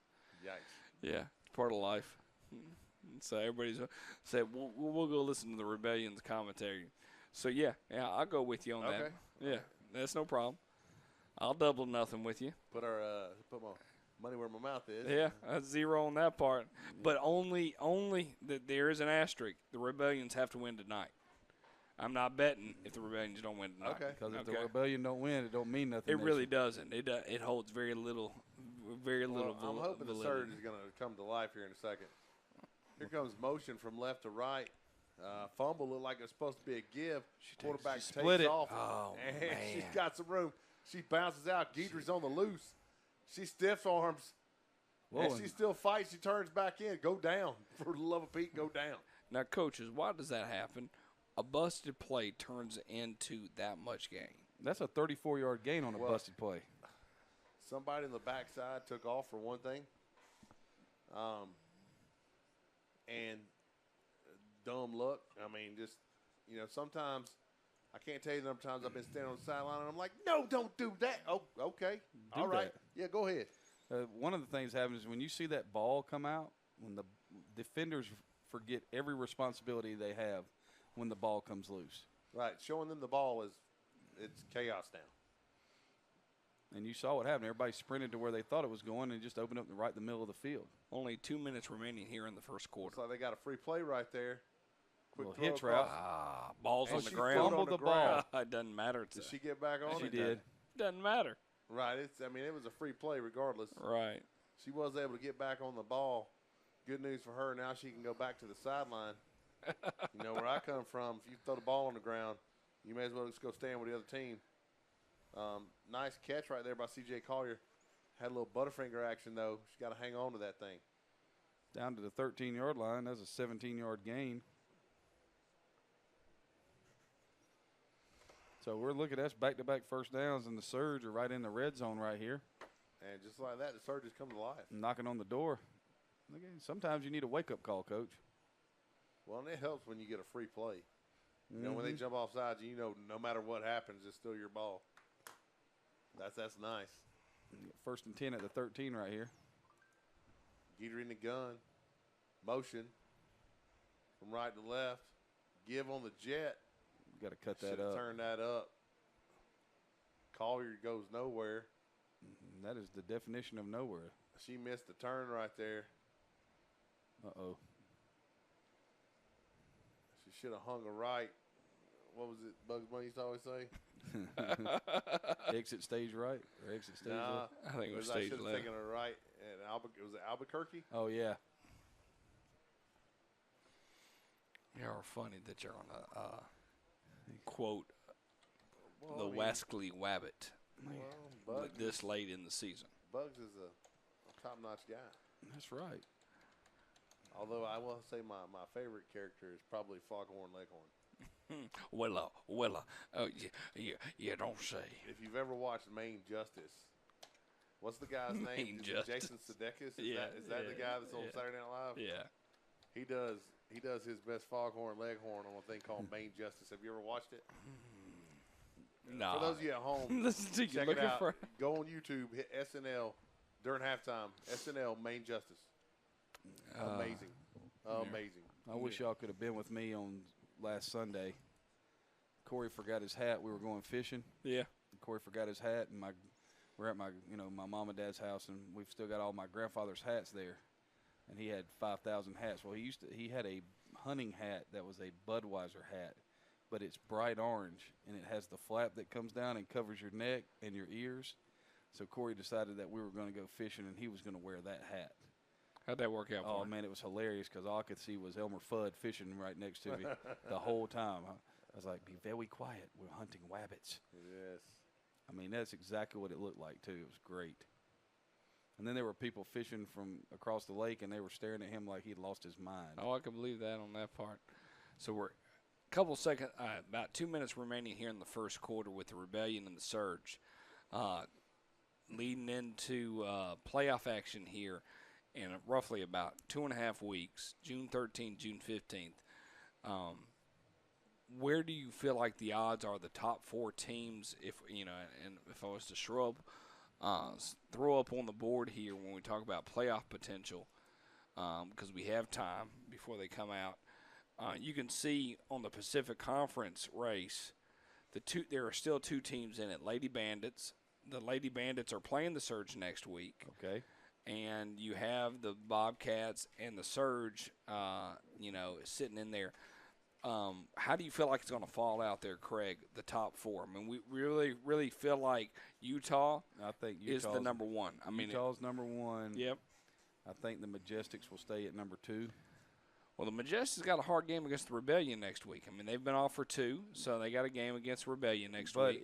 But a lot of that. I mean, buddy, they're only sitting 3-1, 3-1-1. But a lot of that is dependent on this week. I understand. We're putting all I'm beefing it up a little bit for this particular game. I grasp that. But I'm a Majestics person, so I'm gonna take the Majestics with the Surge, and then I think that the Bobcats will stay in there 4th. And if I'm the Utah Falcons, I'm not real happy about having to play the Bobcats because they play ugly football games.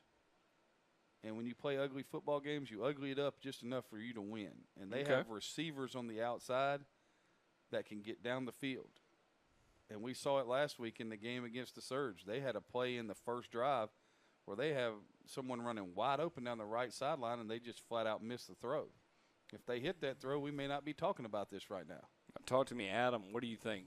And we're only talking about the Pacific. I feel like the Atlantic is locked with those 4, with Elite, Phoenix, Fire, and Nighthawks. But I think it ends just like that. You think it ends with those 4? Yeah, I do. Do I need? I mean, what do you? Do I need? The Rebellion have to win both games to get in? The Rebellion. Okay, if we started looking at logistics right here, okay, the Rebellion beat the Surge. Surge drops to 2-2-1. Correct. Okay, then they turn around and then the Rebellion bobs up their schedule to 3-2. Okay, so to me, they have more wins than the Surge at that point. Mm-hmm. Okay, so I'm just saying out loud. Okay, well in that case then. No. I'm paying attention to the board, and then you get Majestics and Rebellion playing against each other. Even if, say for some reason the Majestic beat them, they go 4-1-1, 4-1-1.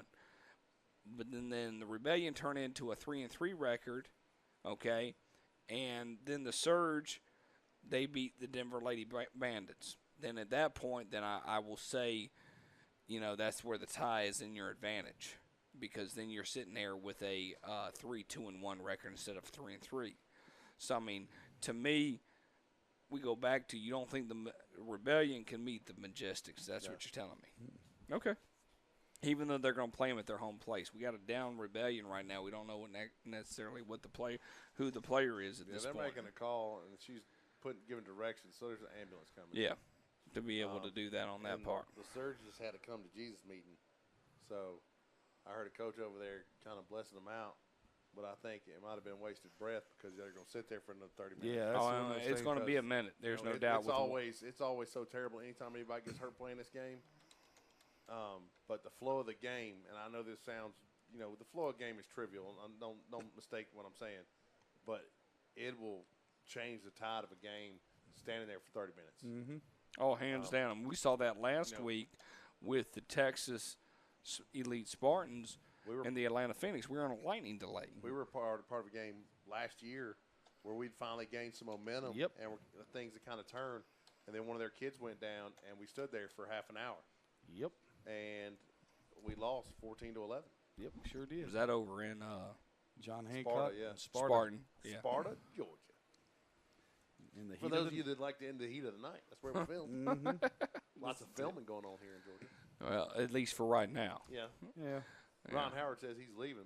Hey, I'm not getting into the heartbeat bill, man. It's way past my thought. No, I'm talking about Ron Howard. I know, but I'm not getting into the conversation of the heartbeat But bill. he's going to film what he's filming right now. Right. They're going to definitely finish through on what they're working on.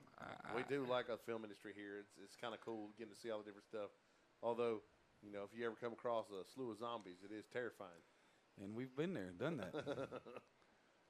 We do appreciate everybody tuning in here. I'm not over sure what's going on. It looked like the referee was straddled over the top of somebody.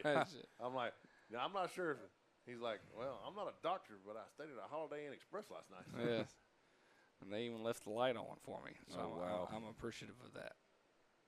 It looks like Well, I thought an ambulance was coming, but typically when people sit up and they're moving them, so that, we never move anybody because we're afraid it might be a spinal It looked like injury. she was grabbing her knee when she initially went down.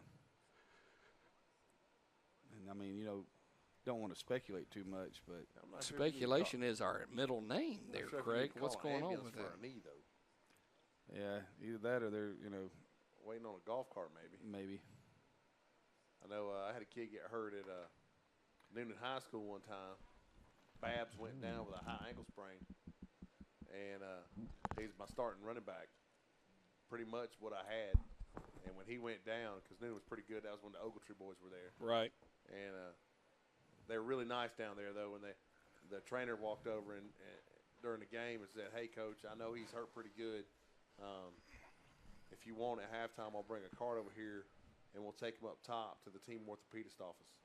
And I was like, "See, that's why we're never going to beat you guys."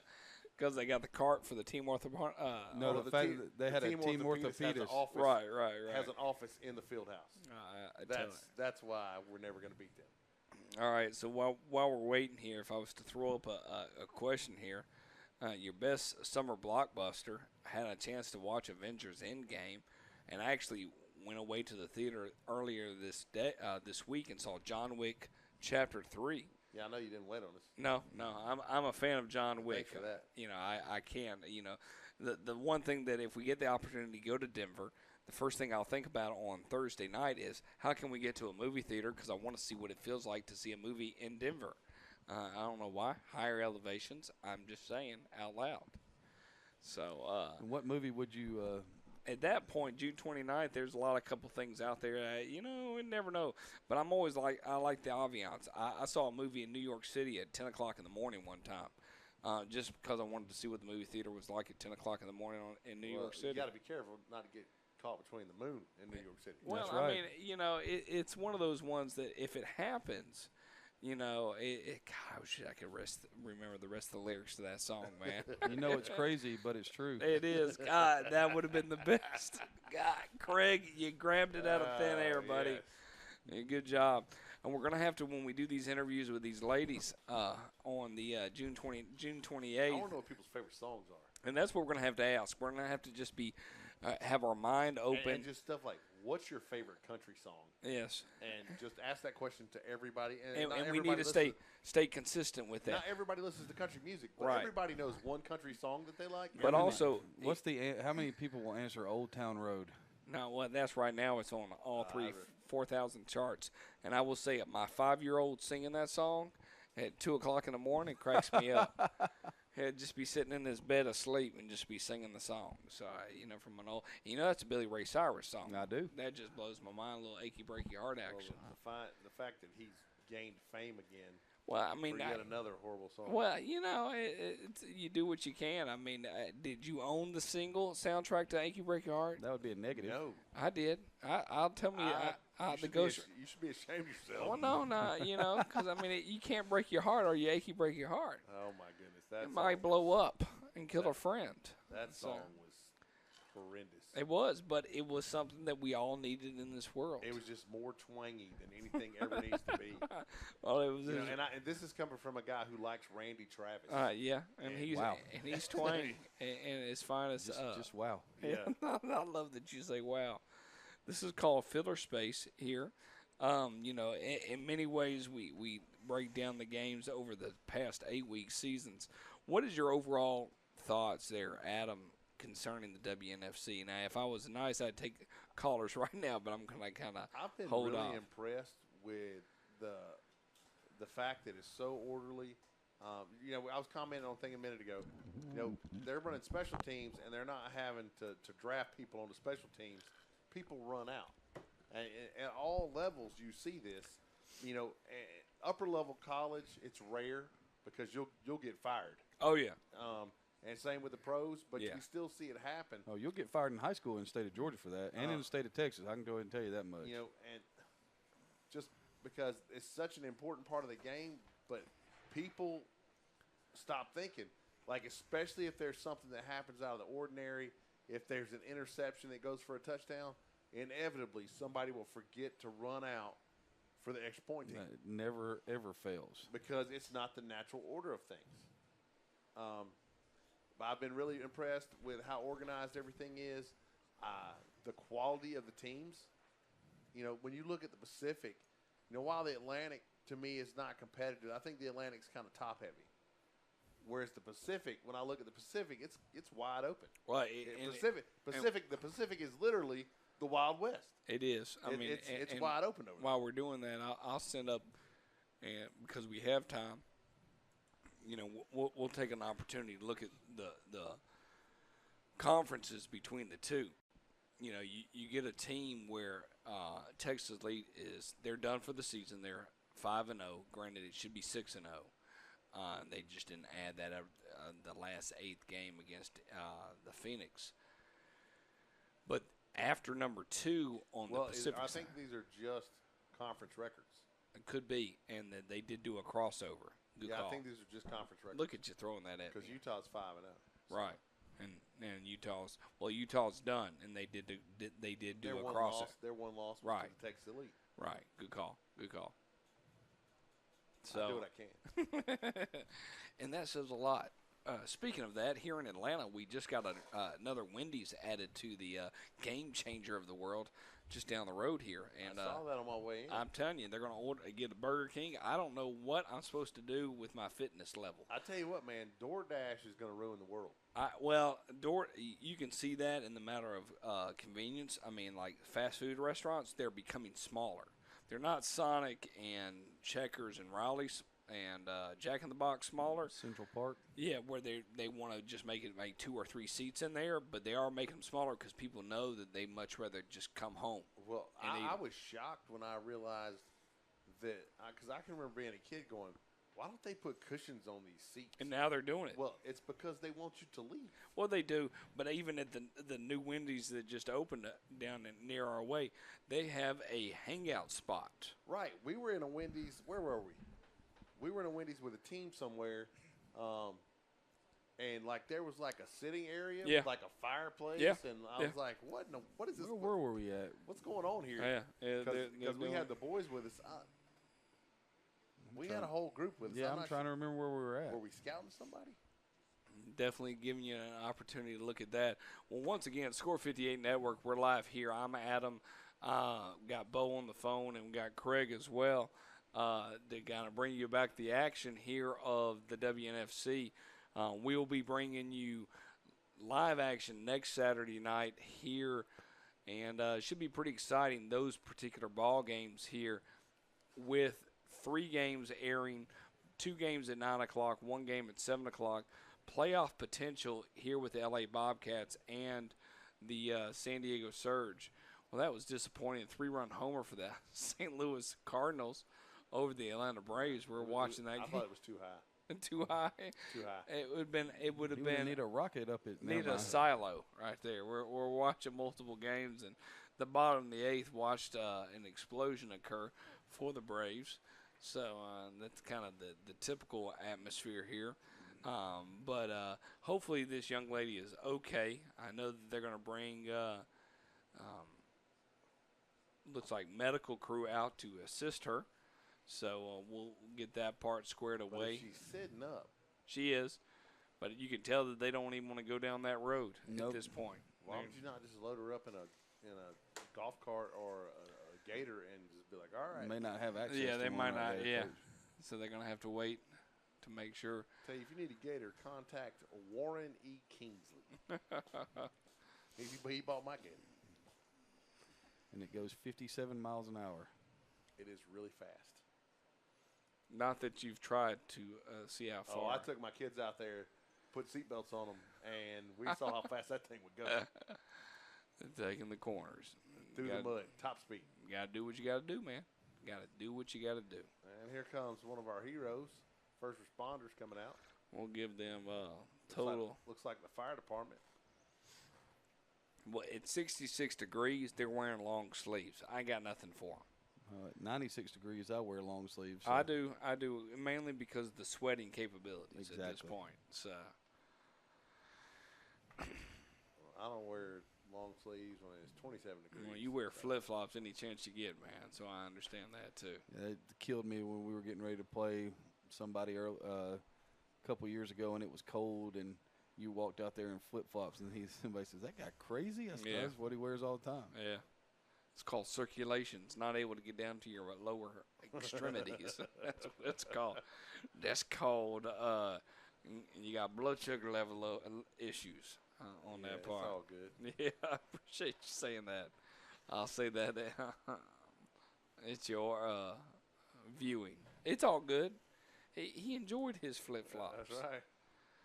He's got flip-flops on now. I was lucky enough to be on Wife Swap, and there's not enough people keep commenting on, hey, only brought flip-flops. And that's one of my key lines that I said in the show. So they always say that, and I try to really wear flip-flops as much as I can based on that.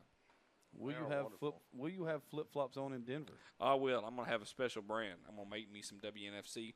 They're coming in the mail for all three of us. Are you getting slides? Yes. Yes. No, nothing that goes into the toes, man. I can't handle that. So I'll be ordering those to have WNFC flip-flops. Heck yeah, why not? I don't want to wear no shoes. If I don't have to, I'm not chasing anybody. I don't want to wear shoes. I don't want to wear pants. Yeah. Easy now. I just want to get some. I wear shorts. I wear shorts. I wear shorts. I was walking around Walmart today, and I was like, I own that shirt. I own that shirt. I own that shirt. My wife's like, you need help. I was like, it's comfortable. That's not too bad. Unfortunately, we're not in Utah, so we can't have a pretty scenery to look at. We're in San Diego. That is by far the prettiest view. Oh, my goodness. I could sit there and watch the Utah Falcons play. I could care even less. when the game's not going, you're looking at the mountains. It's like, man, this is beautiful. Yep. I'm pretty sure we'll have some pretty good scenery in Denver. Oh, I can't wait. If not, you know what I'll say about that guy, John Denver. Oh, man. That he was lying? Hey, man, you can't be messing with John Denver. Somebody might come get you. They'd be like, do you know Adam Collins? I'd like to come find him. You can say what everybody else says. Nope. Nope, I don't know who he is. Never heard of him. We lost 7 viewers on that comment. So, I appreciate you. John Denver? Yeah, that was it. They just Come dropped. on, everybody's seen Dumb and Dumber. No, they just dropped off the edge. Everybody's seen Dumb and Dumber when they're supposed to be going to Denver, and he turns the wrong way. Yeah. And he ends up in, like, Nebraska. Central Plains. And he says that John Denver guy is full of crap. Yeah, he is. It's a Christmas turkey. I love filler space. But is John Denver Country Road's about West Virginia? Yeah, Correct. take me home to a place I like to belong. So I would agree. To a place that I belong. What do you think's going on here from an injury perspective? For having this many people involved. My guess is something is broken. Yes. And they're trying to air cast it. That was the immediate thought when I saw him carrying the case around the field. Because if you snap a leg, I mean that's. And she's able to lean up and sit up for it, but yeah, it's one of those. We've had some rough things happen. I had a kid with a spiral fracture. Yeah. Where his radius actually shot out the end of his wrist. Goodness gracious. And it's full on compound, like literally bone sticking out. And I walked over there to check on the kid. It's from the other team. And I was checking on him, and I was like, man, he seems really calm about all this. Really calm about this. And the paramedic said, Coach, he's in shock. Give him like 5 minutes, and he'll be wigging. He said, we're going to go ahead and sedate him, though. And I was like, that's probably wise, man. Once he gets that realization of what actually is occurring. You look down, and you're like, oh, no. Yeah. No, I can only imagine that on that end. I did that last year. I was out trimming the hedges, and I don't know what I was thinking, but I was trimming the hedges, and I was holding them in one hand, and I just went to throw them in my hand because that's what I do when I stop, but I didn't take my hand off the trigger, and it just gashed my hand and my fingers, and I was like, I just cut my fingers off. Yeah. Yeah, I had to go to the hospital one time, sliced my fingers on that part, so I can relate to that. They're all going to warm up again? Yep. I got because they've been out that long. And some electrical tape. Yeah, I bet you did. Duct tape does solve a lot of issues there. It does. I put some Robitussin on it. Oh, some tussin. Yeah. Wow, you went to the most horrible thing on the planet. You got to get some tussin. Put some tussin on that. Either that or some Windex. Oh, that Windex, I saw that. Spray some Windex on it. I did tell everybody last week about my son trying some air freshener in the car. So he still comments on that. Yeah, my kids thought that was funny. Well, we do hope everybody's okay, especially see. the young lady. She's able to sit up. They're giving her high fives. What do we think's wrong? Broken leg? Broken ankle? Yeah, that's my guess. Broken leg or ankle. They got it covered up. So it must be pretty bad. And she's not hurting that bad because she's smiling. Might be dislocated, something like that. Oh, my goodness. I'll tell you one thing. You get me into the I'm a 70-year-old person screaming, Lord Jesus, if I got something dislocated and hurt. So I'm glad they were able to get her off the field and that she is okay. Back to action. We got the Rebellion and the Surge early here in the first quarter, 10 o'clock Eastern Standard Time for those people. The Braves are down by 3. I don't want to talk about that. Top of the ninth. Getting ready to watch a little NBA basketball to kind of ease the nerves a little bit. So where we at? The Rebellion, Surge have the ball. Surge are second. Surge is going in. 2nd and 10 at a 13. And So this is a huge favor to the Rebellion because, normally when the team's driving on you like that, you would like to burn a timeout and talk to the defense. Oh, you had plenty of time, enough for the Surge to actually. And so now you've had all this time. So let's see what happens. Guidry in the gun. Motion from right to left. There's a snap. Give on the inside. Look like what we call ice. Man, we said she should have turned it up last time. She definitely turned it up that time. A 7-yard surge right there. So she's all the way down to the 6. So that will bring up 3rd down and 3 right here. We ran this offense for a little while, and that's what we called that inside play was ice, where it looks like his jet, and then, we fold down and kick out. Right. There we go. They're able to get even here before the end of the quarter. Be real nice for the Surge. Here comes motion, left to right. Quarterback drops, Wide throws it out open. wide open in the back corner of the end zone. Where was number 9 or number 8 in that situation? That's number 8. Jeez. Holy For- smokes. For the Surge. Casey Clark, Guidry to Clark right there, just too easy. Like taking candy from a baby. Not that I've ever done that. Although my son does say I eat everything. He did come down the other morning and go, "Hey, Daddy, where's my candy from my party?" And I'm like, "I don't know, buddy." Yeah. It might be in my belly. Get in my belly. There's a snap, hold, kick, it's up, and it's good. We got a tie ball game here with Just like that, folks, with 59 seconds left in the first quarter, 7-7. I think Coach Collins is trying to send a message with that. And Well, where I come from, 7-7. I got very excited about the Rebellion. 7-7. Yeah. I'll It was tell you what. 77-7. Listen, be quiet. We got a 7-7 ball game here. You need to be quiet. Where there's any possibility here, is going to go for the second quarter here, and see what actually plays out. Well, I think that, again, we talk about, especially when you've been off, being able to withstand that first flurry from the team that's been active. And I think the Surge at this point have done that. Yeah, I would agree. You got to get that, But I still don't think they have an answer. Hopefully they went to the sideline and try to figure out what they're going to do with that counter. Because you can play the speed option, but the counter and the quarterback off tackle are both real problems. Well, I'm going to tell you what I would do right now. I would get away from man coverage, which is what they've been doing, and I would put 2 safeties high, and whichever side that thing started to, I would roll it. Roll it and run the alley? Yes. I'm with you. If Martin beats me throwing the ball, congratulations. But, I think she's a much better runner than she is a passer. Not to say she's not a good passer. Onside kick.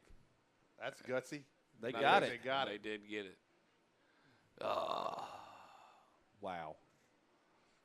What a great call right there. It's That definitely a was gutsy call. That was gutsy. It was That to is be a doing that. great call. Stole a possession right there.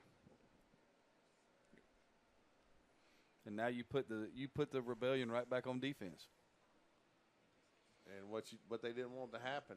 Oh, yeah. So now's when you want Stokes and Martin to come alive. Stokes, Martin, Wynn, Krasinski, you need them to really step up right here and make some plays. Otherwise, this game could take a really funny turn. I'm kind of surprised San Diego hadn't gone to their empty look. Which San Diego? Rebellion the or Surge? Okay. Motion, zone. It's got room, splits the defense, and just gashes them.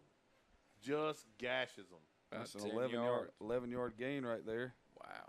I think that was number 32, Kristen Stoll on the carry. And since they had 2 really short drives, and they only picked up 1 first down. And since then, they've ripped off some significant yardage here in the last 6 plays. The only thing you can't afford right here is something negative. Mm-hmm. Anything positive is good. Geeter in the gun. There's your negative, Coach. There's the negative. I think you spoke that into existence, man. And get out the gun and shoot yourself in the foot. I just shot myself. Anybody else seen that video? Yes. My favorite one is the one with the police officer that shoots himself in the classroom. Right. That's amazing. And the fact that he's so hardcore that he's just like, is everybody okay? Nobody's bothered. I can't imagine what I'd be like if I shot myself. I wouldn't need to be on the air. Yeah. There's a snap. Geeter drops. Throws across the middle. Caught. Is that ball caught? No, ain't gonna play. Guess she trapped it and couldn't come up with it. End of the first quarter. Your game, San Diego Surge 7, San Diego Rebellion 7. We're going to start the second quarter here. I'm Bowman Michael with Adam Collins and Craig Chapman. WNFC TV live here, Score 58 Network, bringing you Week 7 action. Actually, Week 8 action. Sorry, went ahead into the future a little bit. There's only 2 games on the schedule for tonight. We witnessed 1 game already, the Atlanta Phoenix taking care of the Houston Heat in the heat of Atlanta via Pebblebrook, 27 or 26, 27 to nothing, 30 to nothing. 30 to nothing. Thank you for helping me with that. And then now we're left with 1 single game here on Memorial Day weekend. Want to appreciate all the individuals that have been partaking in the armed forces to be able to allow us to be a part of this wonderful world that we are a part of now.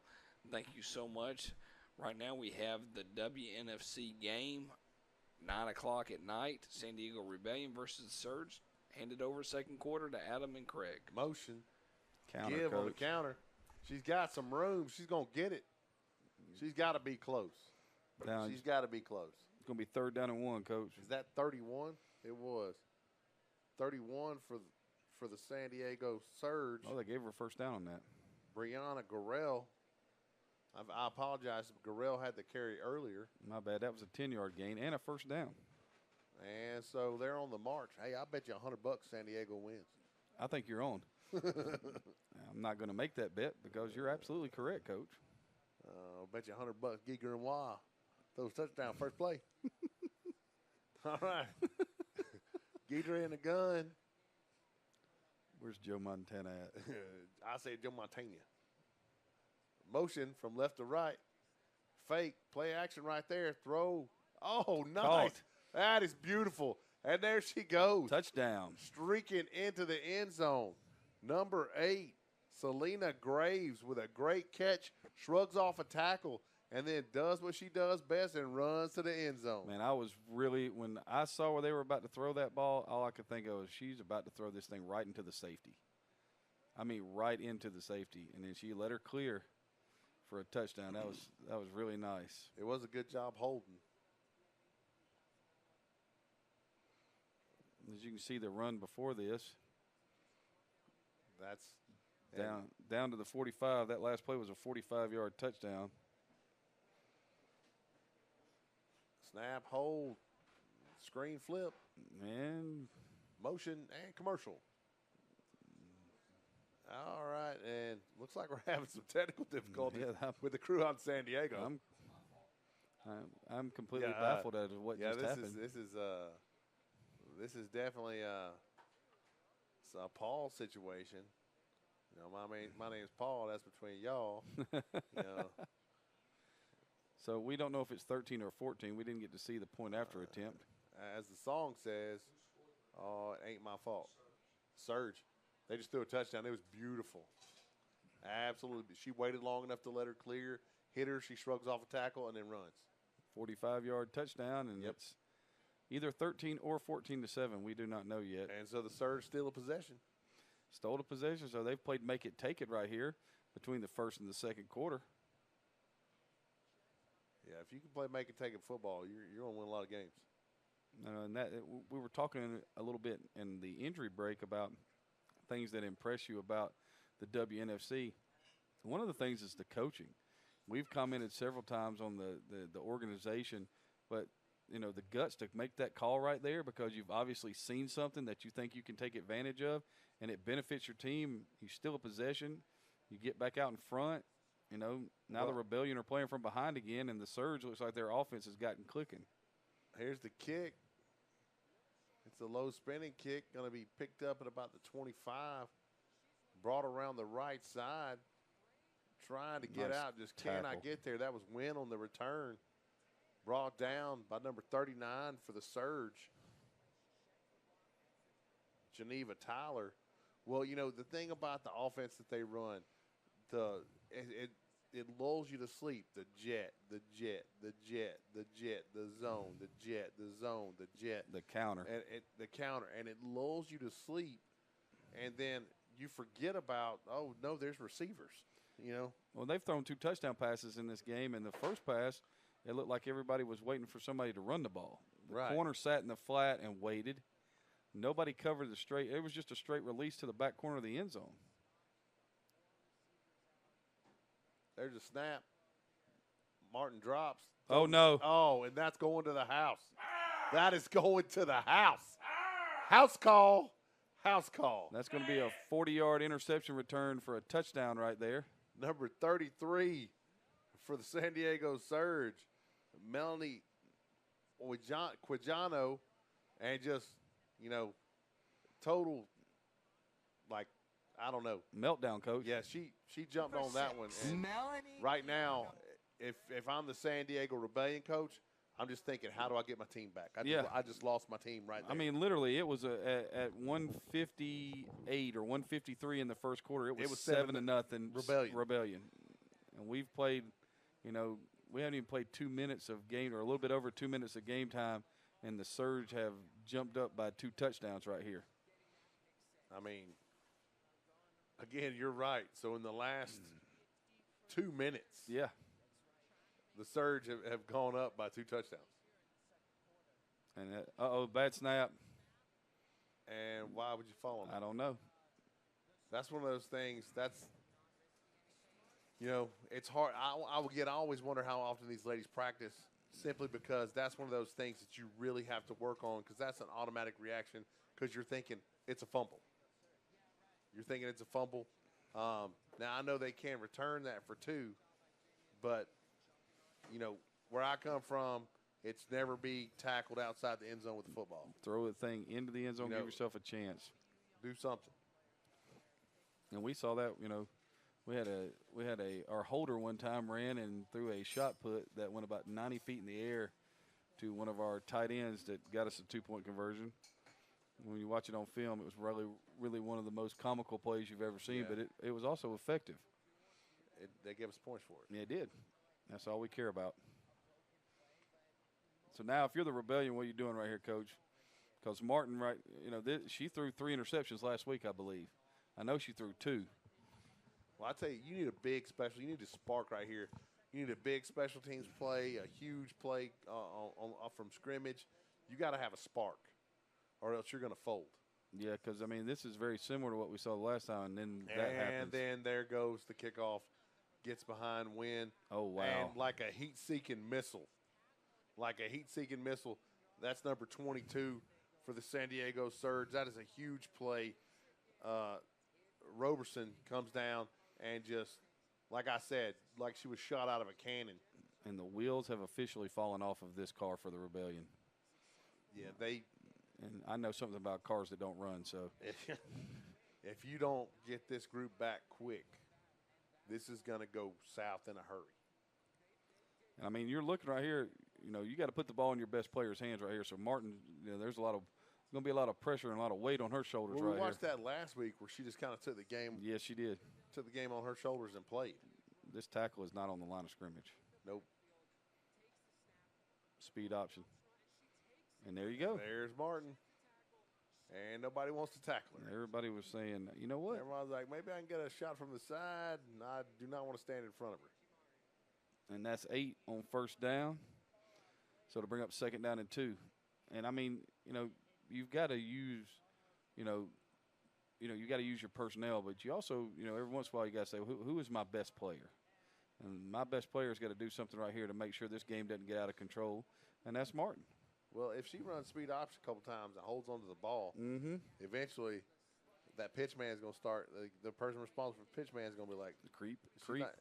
She's not going to pitch it, so I'm just going to come on. And there's that little trap counter, and now they're following the guard. Blown up right there. Good job following the guards. Teams that pull the guard will take you to the football. Tackle made by number 97 for the Surge. And that's a loss of 2. It'll bring up 3rd down and 4. Nikki Quest on the play. And that's how you play that.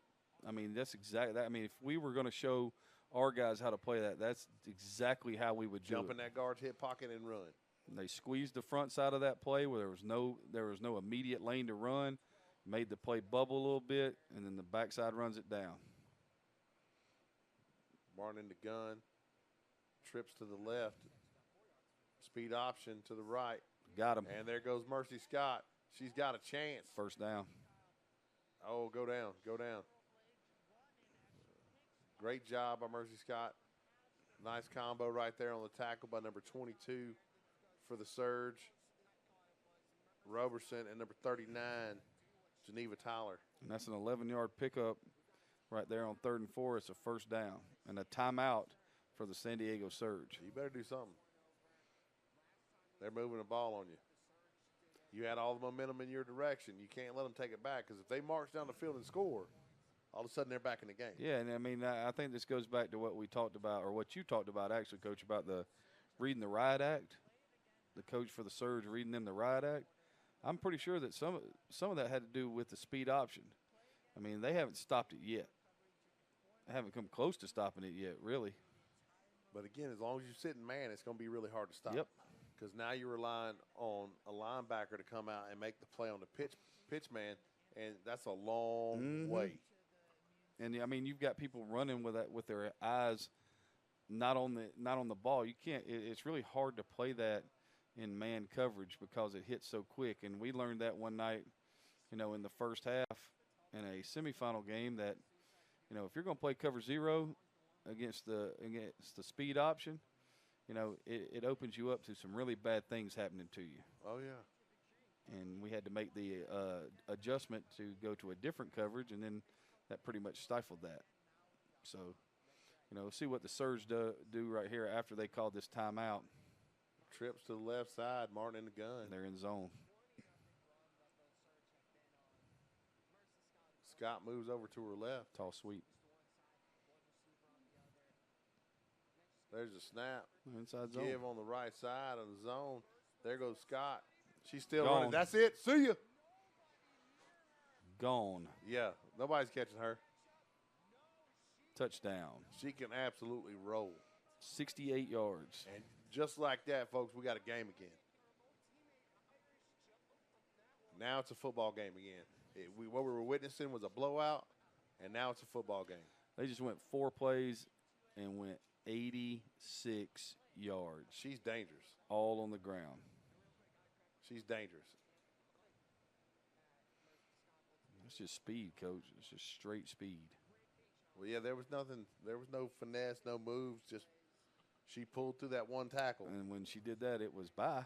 And then, see you. And this is very reminiscent of the first game. People running up and down the field at breakneck speed. Right. Martin waits on the snap. There's snap, hold, kick. And it's blocked. It's blocked. And it's caught. Are they in going the to end return zone. this? I don't think you can return a kick. Well, yeah, you can. Yeah, it's the NFL rules, correct? Yeah, you can. Well, even in college. Yeah, that's true as well. Run out of bounds, though, so no harm, no foul right there. The only difference is that instead of being able to take the lead with a touchdown and extra point, now you can only tie the game. So 20-13 in what has turned into a very entertaining football game right here. We've had just about every twist and turn you can have in the first half. Momentum changes, turnovers, huge plays. Been a lot of fun to watch, Coach. What do you think? I like it. I do too, man. This is just what we signed up for. Yeah, this is always what you're looking for.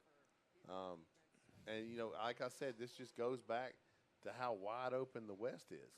You know, what you're watching is you're watching a team that's supposed to be the number 3 team on that side against a team who's the number 5 team, and they're very evenly matched. Yes, sir. You know, I think if you look at 1 through 5, I think those teams, you know, that game could go either way if most of them play. You know, Utah could have a slight advantage because they run a funky offense. And they have huge backs, and a lot of them. Yes. The number of people's getting ready to be a factor. Kick picked up at about the 10-yard line, coming around the right side. Whoa. Oh, tripped up right there. I really thought Guidry was gone. I think it was number 69 right there that tripped her up for the Rebellion. They better be glad she did, because it'd have been going a long way. That is a dagger in the heart, buddy. Casey Grierson, I think, is who tripped her up. Because she was running, and I was like, whoa. And then all of a sudden she just fell. Here comes one cut to the end zone, and Yeah, it was fixing to get ugly. So because you just drove and scored, and then they scored on the kickoff return. It's the most gut punch in the world. Yeah. You know, the Surge had one as well because they called timeout to figure out what they were going to do to stop an offense, and the next play went 68 and out the gate. So, you know, there's been numerous momentum shifts, and 1st and 10 right here for the Surge at their own 42. There's a snap. There's a quarterback counter. I was waiting on it. And there goes Guidry. And she's going to be brought down. Nice play right there by number 55 for the Rebellion. I made a comment about them being in empty. We hadn't seen that because they ran that quarterback counter very effectively the first time they played the Rebellion. They just got to it a different way in this game. Made a little fake to the toss sweep. Had the quarterback counter on the backside. Very well designed. 18-yard gain and a first down. Katrina Walter saved a touchdown right there. Because Guidry was definitely headed for the end zone. It looks like this game is going to take on a very offensive nature right now. Yeah, it's so weird. It didn't start that way. No, it did not. Guidry in the gun, motion from right to left. Give on the jet around the left side. She's got some room. She's got some help. Wow. Nice play. And that's probably going to be, that should have been 15. Another 14 yards right there. You're not allowed to throw people to the track. Another first down. That's the 7th first down of the first half, Coach. Nice run there by C.J. Collier. Good job using her blocks. I just saw the referee wind the clock, and the clock is not winding. There it's winding. As we get to 10-20 in the second quarter right here, Surge 20, Rebellion 13, and the Surge are on the move again. Yeah, what started out as a defensive struggle, I think, is going to turn into a track meet. Yeah, and I'm here for it, Coach. And that's easy for me to say, but yeah, I believe. That's all, folks. Motion from left to right. Looked like they jumped right there. Got the go route. Oh. Had a receiver, just couldn't connect. Really was going to have to drop that one in. Got help coming over the top right there for the Rebellion. She had some space, but you're right. It wasn't a whole lot. It wasn't like she was wide open. It was going to take a nice, window throw right there to make it happen. Either that or the ball should have been thrown a little earlier. Yeah, but this is the reason why I like watching teams like San Diego, and I like watching Seattle, because everything they do builds. One play will build on another play, and we've seen them with this jet motion. Right now, the Rebellion defense doesn't know what they're going to get. I look for quarterback counter here again pretty soon. Guidry in the gun. Motion from left to right. Give on the inside zone. Blown up by Martin. Blown up by Martin. You got to stay away from her. They pulled the backside guard and tackle on that, Coach, and Martin just followed. And that's a loss of 2 right there. You better kick her with somebody or do something. That's going to bring up 3rd down and about because the center's not going to shoe shine her. She's not going to get to her. Lost a 3 on that. Going to bring up third down and 13. She's not going to get there. You got to use a back or somebody to get in her way. She's too good a football player to try to pull that. Now you got 2 downs to get 13 yards. So what are you looking at right here? I'm looking at they better call timeout because they've been in the huddle for a long time. Well, they moved Martin inside, so I'm probably running jet to the right. They're going to throw it.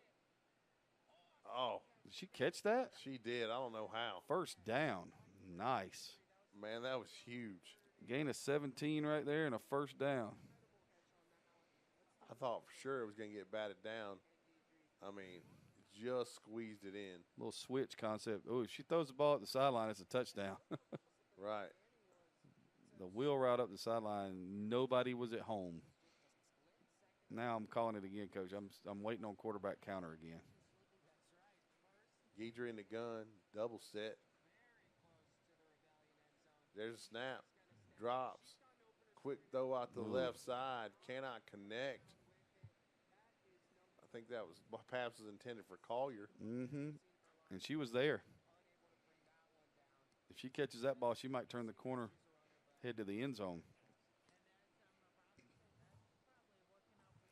2nd and 10 right here from the 14.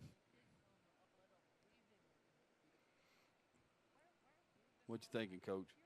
Jet right here. First of all, let's find where 47 is at. Okay. They slid her out again.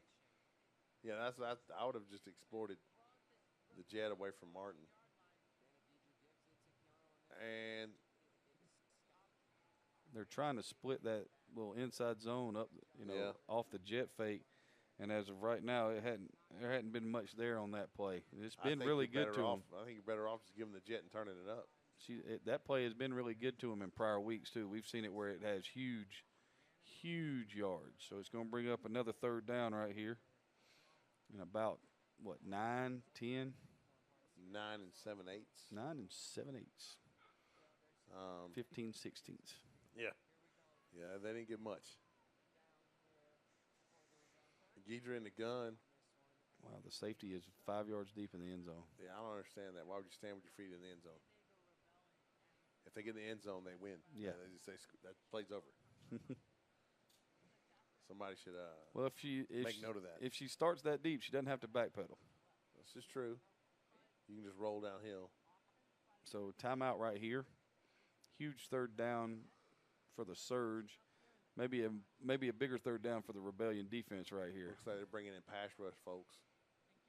Some big bodies coming out, small bodies going in. Speed rush, bring a little NASCAR package in. Fire ant defense. Fire ant defense. This has been fun. We're at 7:33 to go in the second quarter. Been a high scoring game. Got some momentum shiftings. Hey, take a break right here. You're going to get a quick word from your sponsors. Looking so bad that he knows he's coming. People, we're out here, heart and soul. But you can't see us. If girls don't see women in sport, they won't stay in sport. They won't learn that We can call the shots. We are stronger together. The world is ours for the taking. she belongs on the track, the field, the ice, and on the court.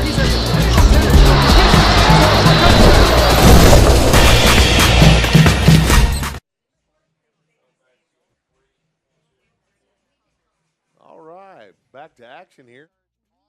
Gun, doubles look. Motion from right to left, little stumble there. Guidry calls her own number, splits the middle of the field, and she's going to be close. All the way down to where they're going to spot her down. Looks like the 5.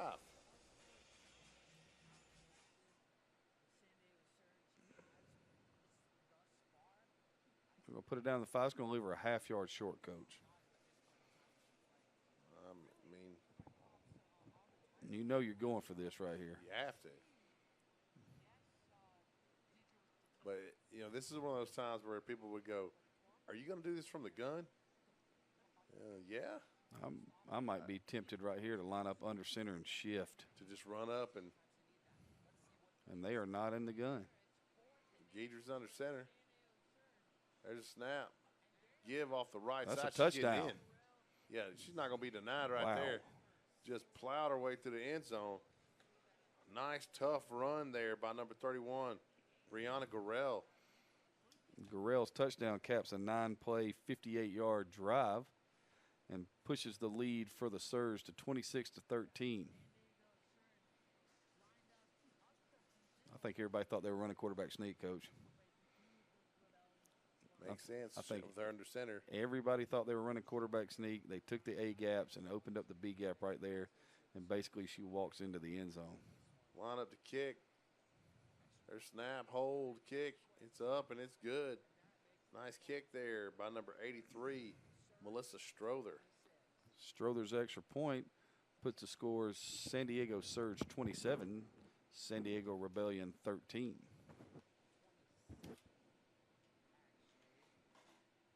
So with 6:29 to go here in the first half, we've got a 2-touchdown game.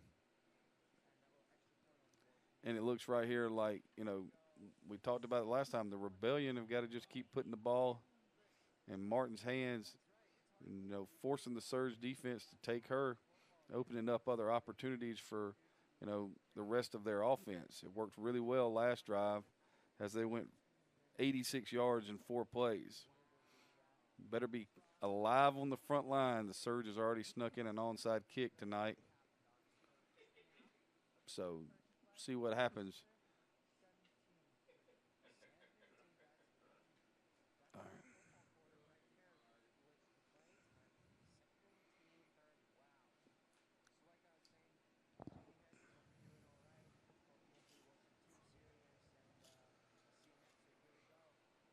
All right. And there's the kick. It's a dribbler. And the Rebellion get on it. Well, there's a downside to the onside kick is that now you've given the Rebellion a short field. That's right. They're going to start at the Surge 45-yard line. I like the first onside kick. I didn't like that one. Now, back-to-back onsides. You're up 14 points. Why not kick it deep and make them drive? Unless you're thinking that, they just went 86 in 4 plays. What's the difference? This is true. 45 yards, 86 yards. If you were thinking time-wise, you gave them a short field, it gets you the ball back. It does. It might be some strategy that's happening. That's some next-level coaching right there. Martin in the gun, trips out to her right. There's a snap. She's following Mercy right up the gut. Brought down quick. Gain of 3 right there for Martin. It's going to bring up 2nd down and 7 right here at the 42-yard line. It looked like Brianna Garrell came in and made the tackle. So she scores a touchdown and then makes the tackle, Coach. And Martin is a load to be tackling. And when she gets on the corner there, we have seen cornerbacks make career decisions like, I got to go to work on Monday, and this ain't about to happen. Well, you think about it, that play looked like he got stuffed, and she still got 3 yards. Yeah, this is speed option. To the left. That's what I would think. And there it is. And Martin there goes keeps Martin. the ball and turns it up. And there she goes, rumbling, stiff arm. Nobody wants any. Where did she step out at? Your best bet's pushing her out of bounds. Let's see.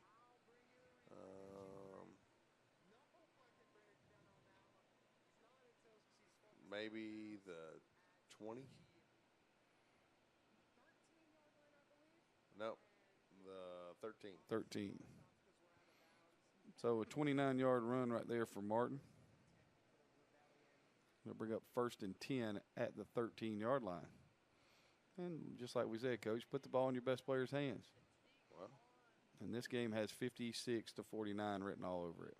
A little bit different look. We got the tight end.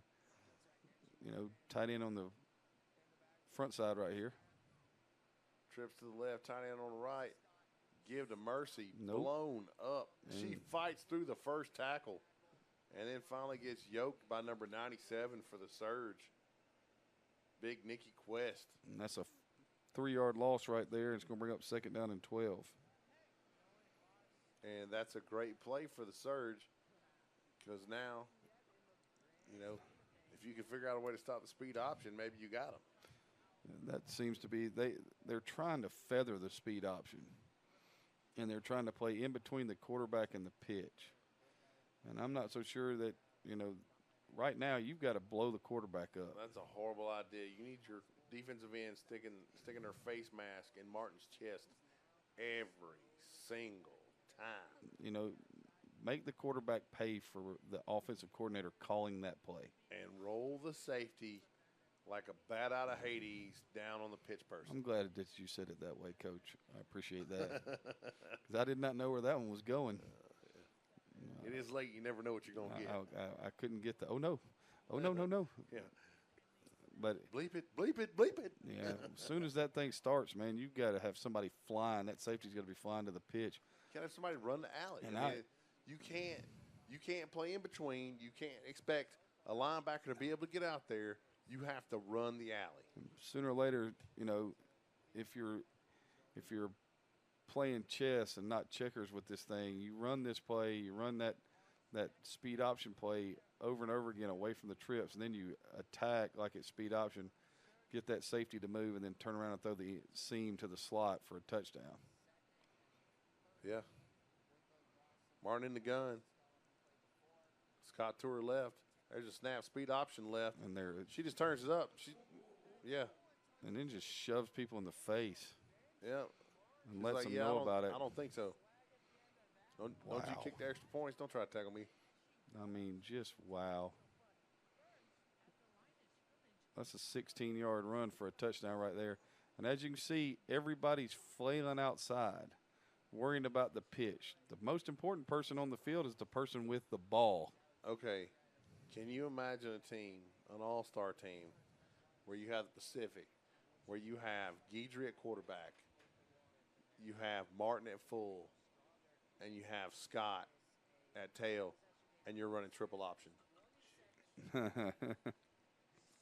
I mean, that would just be lethal. Hey, Coach, you remember what we talked about 4 plays and 86 yards? Yeah. And that was 4 plays and 45 yards. And now you got the ball back with some time. There you go. See, I think this is a brilliant decision to onside kick it by the Surge. And we're going to stay with that. 27-20 right here, Surge over the Rebellion. And what is – who won the toss? Oh, the Surge received. Remember, their first play from scrimmage was that 19-yard That's right. 19-yard play off the jet. So you got to score right here because you got to give them the ball back. Yeah, because you've already stole a possession with the onside kick in the first half. So, you know, you by not scoring the first 2 times and falling down, you stole that possession back when you got the onside kick. So, yeah, you need to score again right here to keep that 2-touchdown cushion because it doesn't look like anybody's stopping anybody in this game from here on out. No. Everybody plays defense, sit on the bus. They're all sitting on the bus. All defensive coordinators right now are like, hey, run clock, get us to halftime. Yeah. Let's go in here. Give me a Sam's Choice Club supply of Expo markers so I can fix this. And there's a deep kick. Can be fielded at about the 15. Looks like Guidry coming around the right side. She's got some space, running in a crowd. Finally brought down by Elliott Wynn. Nice return by Guidry. Wynn kind of slow to get up.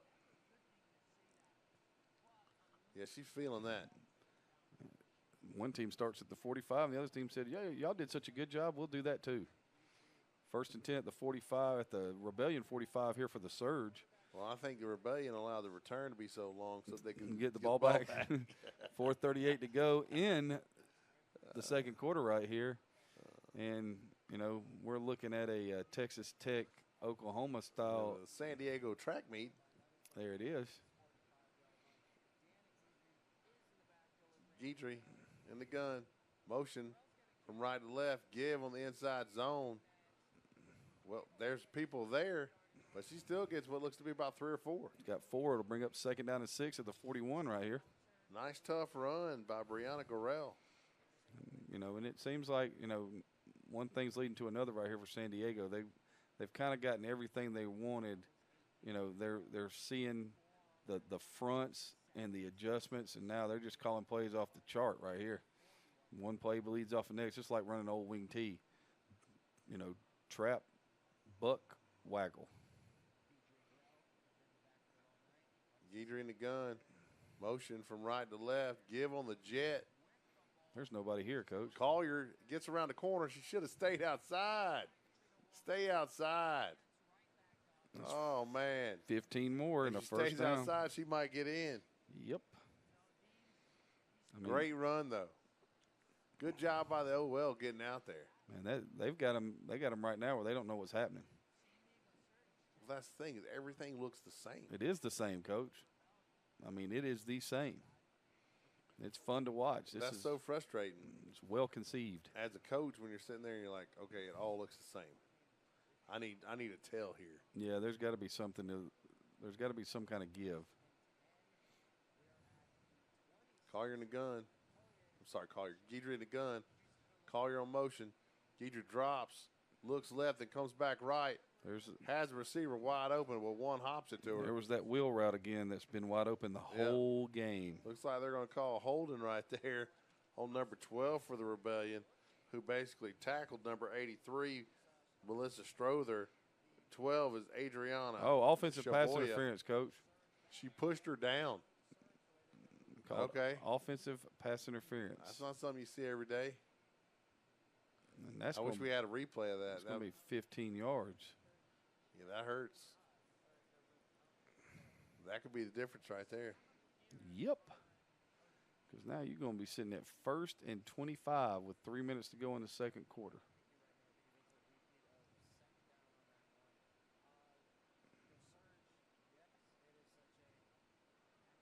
Surge comes back up to the ball. Well, it's not 1st and 25. They only marked off 10, so. Okay. It's a special penalty. All right, 1st and 20 then. Trips out to the right-hand side. Guidry in the gun. There's a snap. Look like receiver got a rolling start right there. Pass caught. There she goes. She's got some room. Makes the person miss. Going to be brought down by number 12. That pass caught by somebody who ran off the screen. And that pass was caught for 23 yards and a first down. And I'm telling you, both teams look machine-like on offense. Yeah, this is impressive right now. You know, it's basically they're just throwing haymakers at each other right here. Yeah, this is one of those deals where I walk down to you and go, hey, man, you got to score on every possession. And that's what, you know what? That's what I like to hear. I don't like it when you walk down there and say, hey, run some clock. Yeah. It's fun to be part of a ball game. Uh-oh. That's illegal. There's a snap. Give back up underneath to Gorell. Ooh. Ooh. And Martin there to make the play.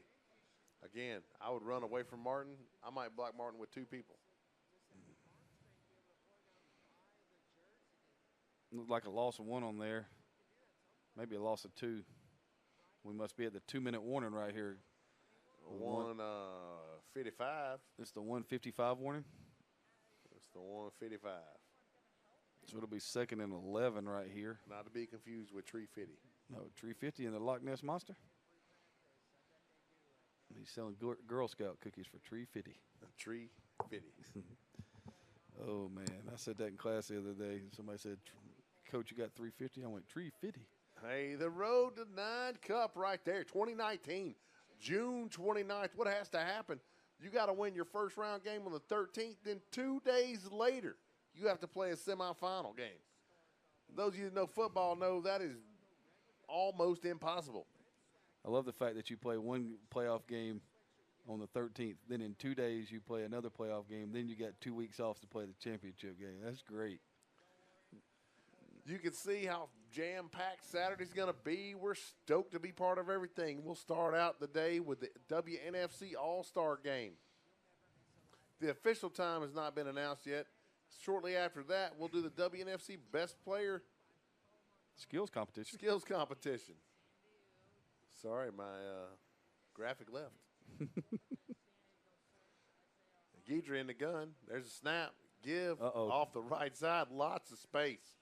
She's Boom. rumbling. She's rumbling. She's still up. And they're finally going to blow it dead, call it forward progress.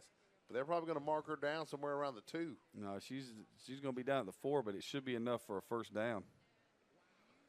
He declares it a first down. That's the 10th first down in the first half for the Surge. And it all came, they had one first down in their opening drive, and then their second drive of the game, they went 3 and out. And since then, sprint to the end zone. Right, but defense is non-existent. No.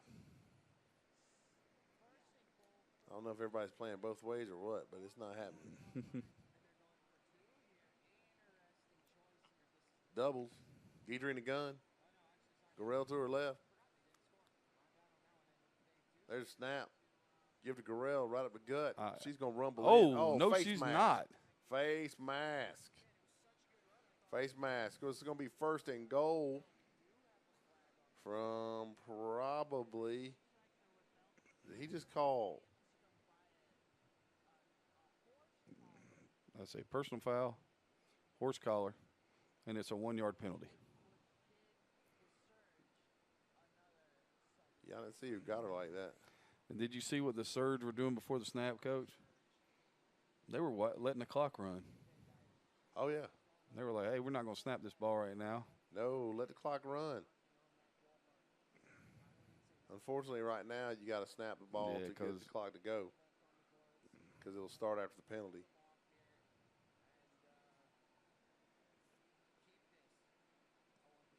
Motion from right to left. Guidry called her own number. No, sir. It's actually assist them. Because I imagine the next play is going to be Garrell off the right side. They've had some funky blocking schemes. One time they pulled both guards the opposite way. You know what I'm saying? They crossed right behind the center. And so now you got 29 seconds left. There's a timeout right here. So, what are you thinking right here, Coach? You're going to get jet right here, quarterback follow, a pass. I think I give it to Garrell. She can fall forward and get a yard. All right. Key is that they've called timeouts, and we haven't seen exactly who's been the timeout's been given to. So I know this is at least the second timeout from the Surge. I'm not so sure it's not the third. So, if you don't have another timeout left and you run the ball and you don't get it, you better be up on the football ready to go. Well, yeah, you call 2 plays right there.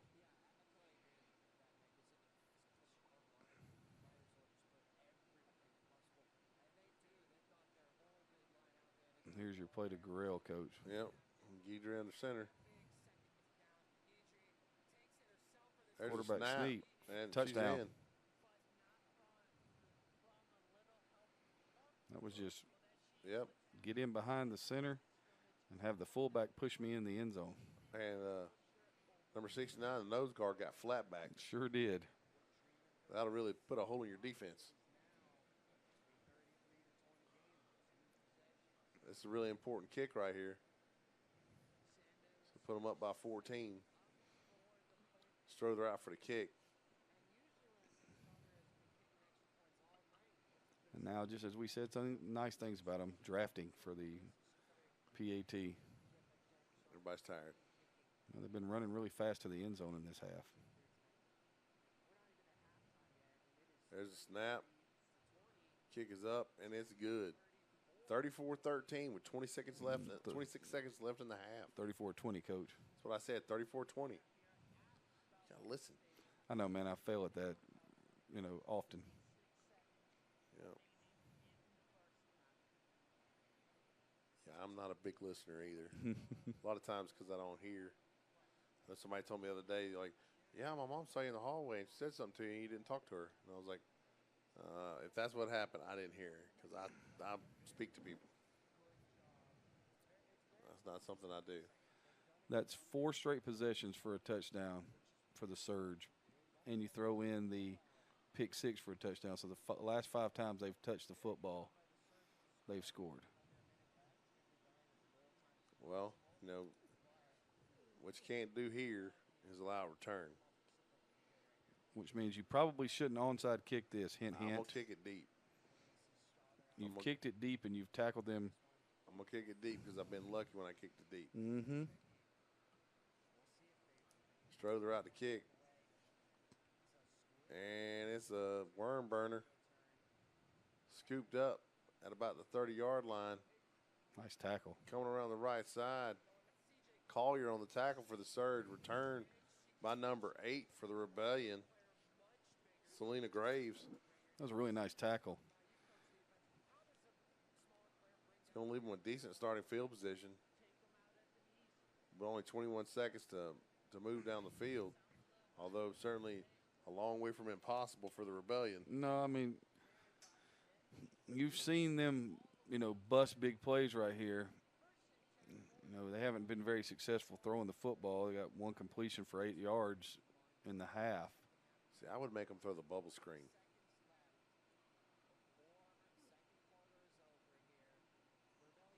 I'd run the speed option.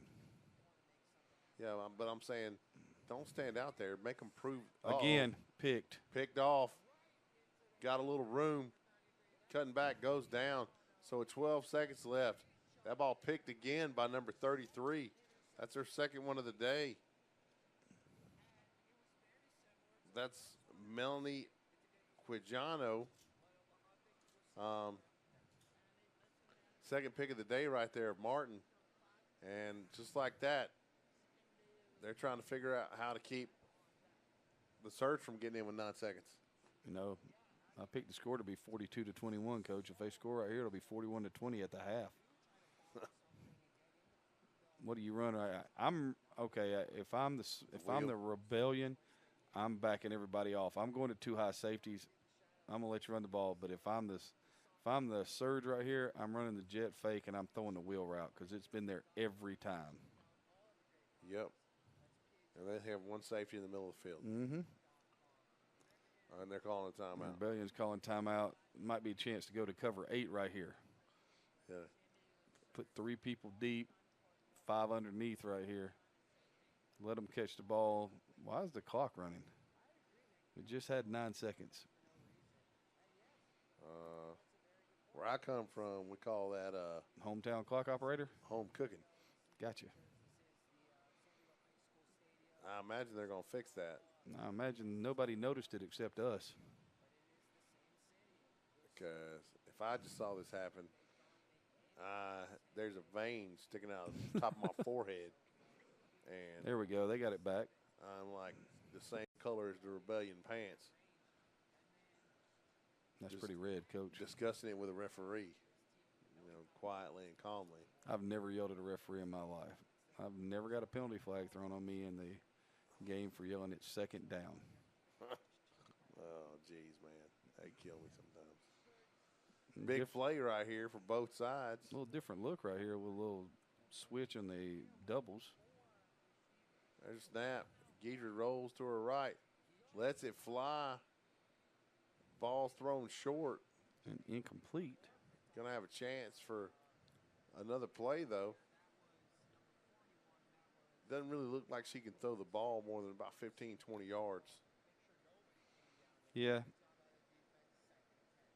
So now's one of those times. Let's see, now we're down to 1 second. Now's one of those times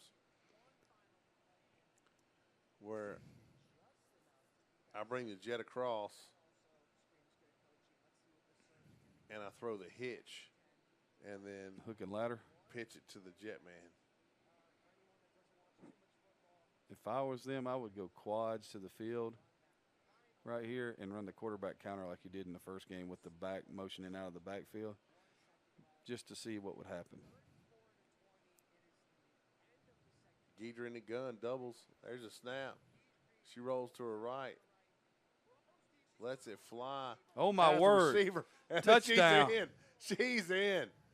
That's Quijano. She has had a huge game. Huge game. Wow. If I'm not mistaken, that's her second touchdown. It is. Her second receiving touchdown. She had a touchdown on an interception, and she got the interception right there. And so just like that, the Surge steal another possession. And it's 40-20.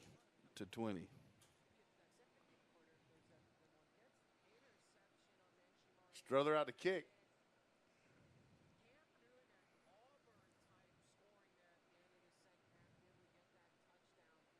There's snap, hold, kick is up, and it is no good. So 40-20 as the first half ends in San Diego.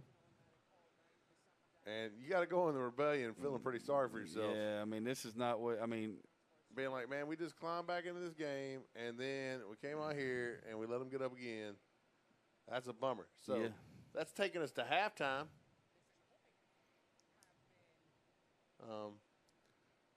We could talk about the current state of things in the WNFC as far as rankings.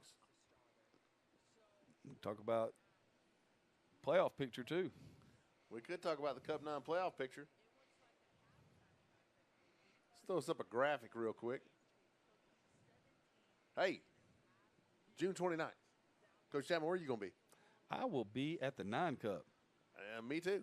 Is that Marv K Stadium, Coach? Marv K Stadium. Where will you be on the 28th, Coach? On the 28th, I will be at the 16th Street Mall. Having a great time. What was that stuff you found last week to eat?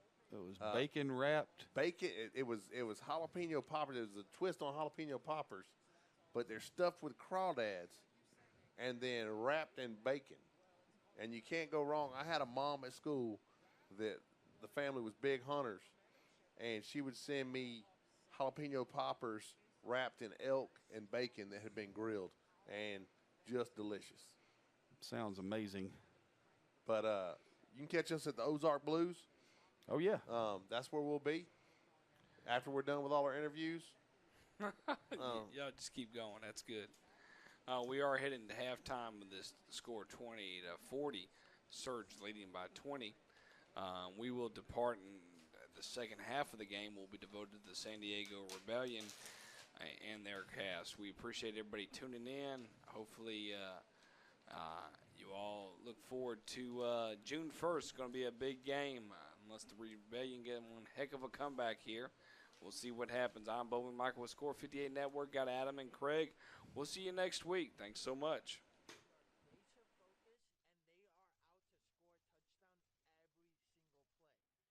However, the Rebellion, when they are focused, they can stop the San Diego Surge, but they could also add points to the board. They just need to stay focused for the entire duration of the second half, and just maybe they could come out of this one with a W. Yeah, it's 40-20. Obviously, the ball is in the Surge's court right now. We may be at the Rebellion home field, but the Surge have made this place. They're very comfortable here, obviously. 40 points at the half. I'm excited to see what happens here. It's definitely not over. I mean, it was 7-0 not too long ago, and then both teams really did go off offensively. I think we have a lot of really good football here in this second half. Stay tuned. Myself, Luke Sutherland, along with Nick Baldwin and Kyle. First half, and a big turning point in this game. It was an injury that in real time stopped the game for 17 and a half minutes, which is longer than an actual halftime. And that kind of changed everything in this game. The Rebellion completely owned the Surge in the first quarter, and then with 2 minutes left in the first quarter, the San Diego Surge came back, tied up the game, and then from there, they just been on a roll of just storming down the field, holding the Rebellion to a minimum. But when the Rebellion were in control, having the ball, they could put the pedal to the metal with Nenji Martin running up the gut, with Selena Graves making plays all over the field. Even though the Rebellion are down 20 points, it's definitely anyone's game. I definitely agree. Nenji Martin has been the big contributor in the running game so far. She's had 2 touchdowns on the ground so far. The San Diego Surge, gotta say, 2 players having a key highlight. Melanie Keano with the pick 6 in the second quarter, and also, we've said our name a lot, Deanna Gurdry, who has currently 3 TD passes. So we're about to get ready to set off. The second half is underway, and Ellie, when Rowe will turn the football, picks it up at her 19.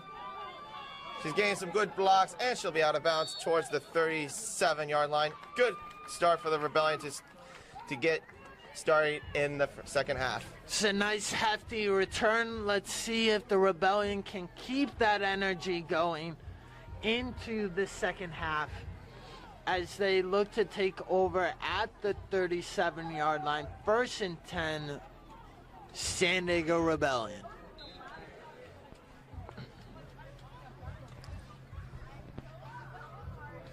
So we're getting ready for the first play of the drive. Ninja Martin still at quarterback.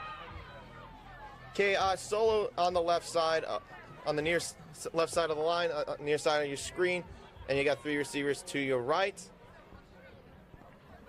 With Mercy Scott in the backfield. And it's a pitch to Mercy Scott. Getting a good block from Grierson. Look at her gaining some good room. And she'll be met immediately at the 47-yard line. And I think she's got enough for a first down for a gain of 10. Just like tackling, also ball carrying is the same principle. The lower woman wins. The lower you are, the better, more power you have to be able to run through your opponent rather than getting stood up, which was just happened. 1st and 10 once again for the Rebellion. Mercy Scott still in the backfield. Same formation, 3 receivers to the right, 1 to the left.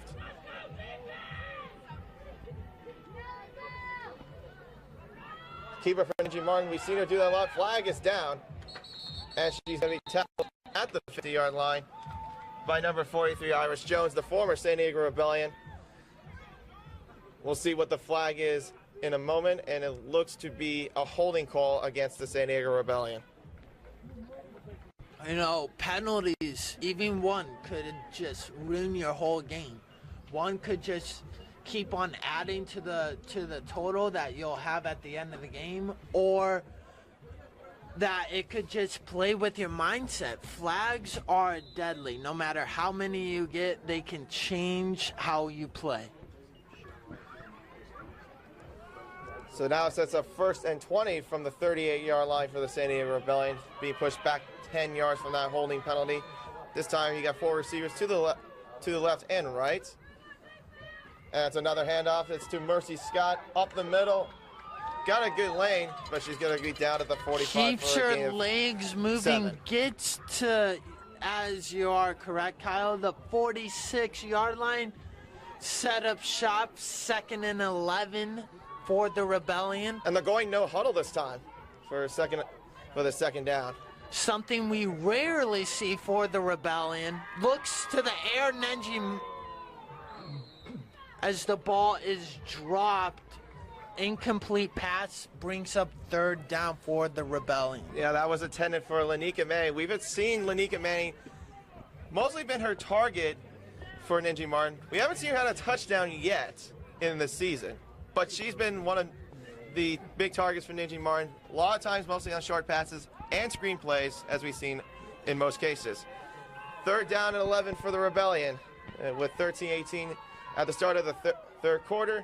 Called our Nick Ball line, calling the 3rd quarter action.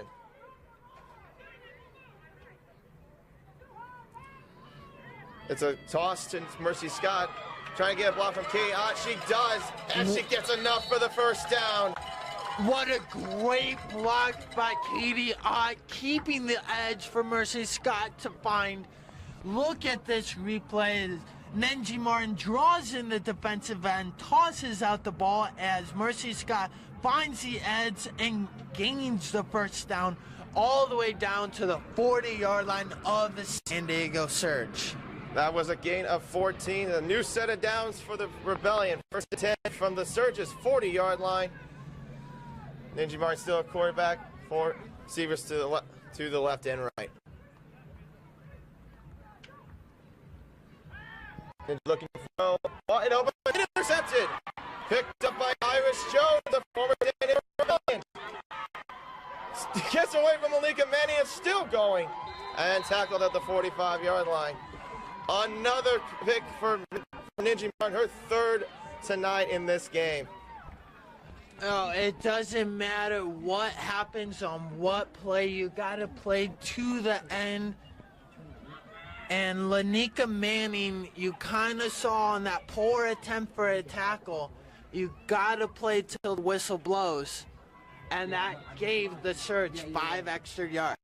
And this is a game of inches. Every yard, every inch matters. I agree. It's a game of inches, yards, anything to keep it. Any key moment in the game. Now it's 1st and 10 for the San Diego Surge at the own 44-yard line. With Deanna Goodry, quarterback, CJ Collier motioning to the left side, gets the call, has some good blocking. Look at her, getting a key block from Guriel, still going, spins away from Kadiot, and out of bounds, pushed off by Elliott Wen towards the 23-yard line.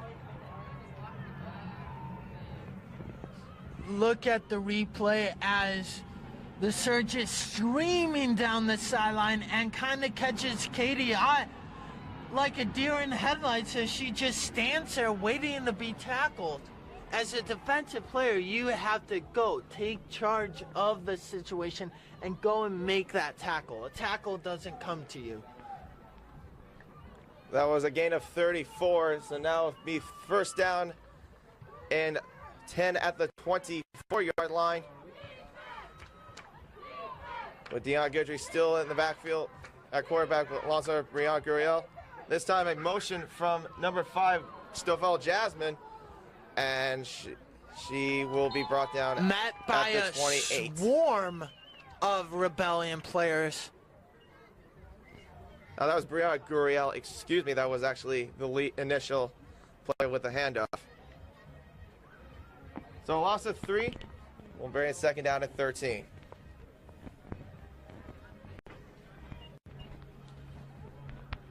A little quick shout out to our league sponsors, Adidas and Riddell, who provided these wonderful uniforms from the San Diego Surge and Rebellion, and for all the teams in the WNFC. So thank you very much, Riddell and Adidas. 2nd and 13. It's a handoff to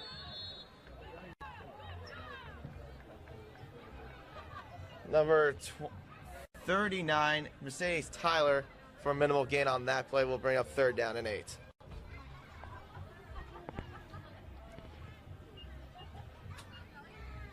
Slowing down the pace, the San Diego Surge right now. They were at first, for the first 30 yards of their drive, they were going fast. They were going hard. And now they've taken a step back. And maybe it's part of their game plan, but it's paying off right now. It's 3rd down. Look into the air, the Surge. Wide open, incomplete. Ooh, double coverage there intended. In and out of the hands. For Casey Clark, who has been a key contributor in the receiving corps for the Surge. It'll be now 4th down.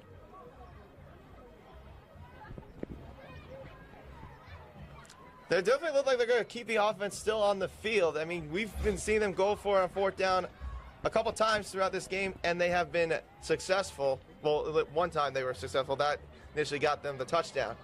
4th down and 5 for the Surge at their 18-yard line. Clock at now 10 minutes to go. It's a motion for Collier. No, going to a right this time. Goodrick hits a keeper. And she got some good blocks. Spins away from one tackler. Still going out of bounds at the 7-yard line.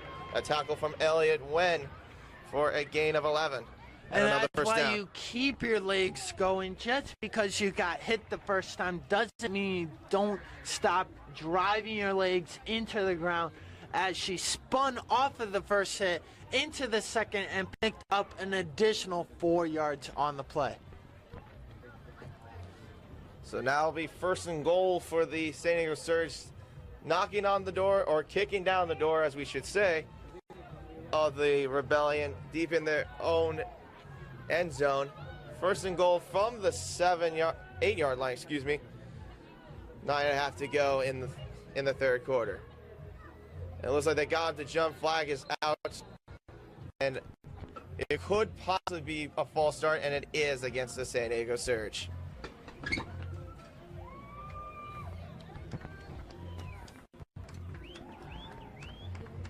A quick shout out to our today's sponsor, Palomar Media College Media Studies, who was the main sponsor of this game, which is what me, Nick, and Luke have been a part of, and especially bringing you this great game of women's football.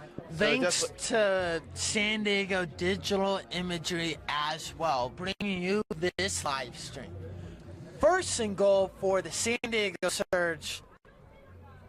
Again, a sweep to the right, but is caught by a swarm of Rebellion defenders. CJ Collier again with the call, and she's met at the 10-yard line for a gain of 2.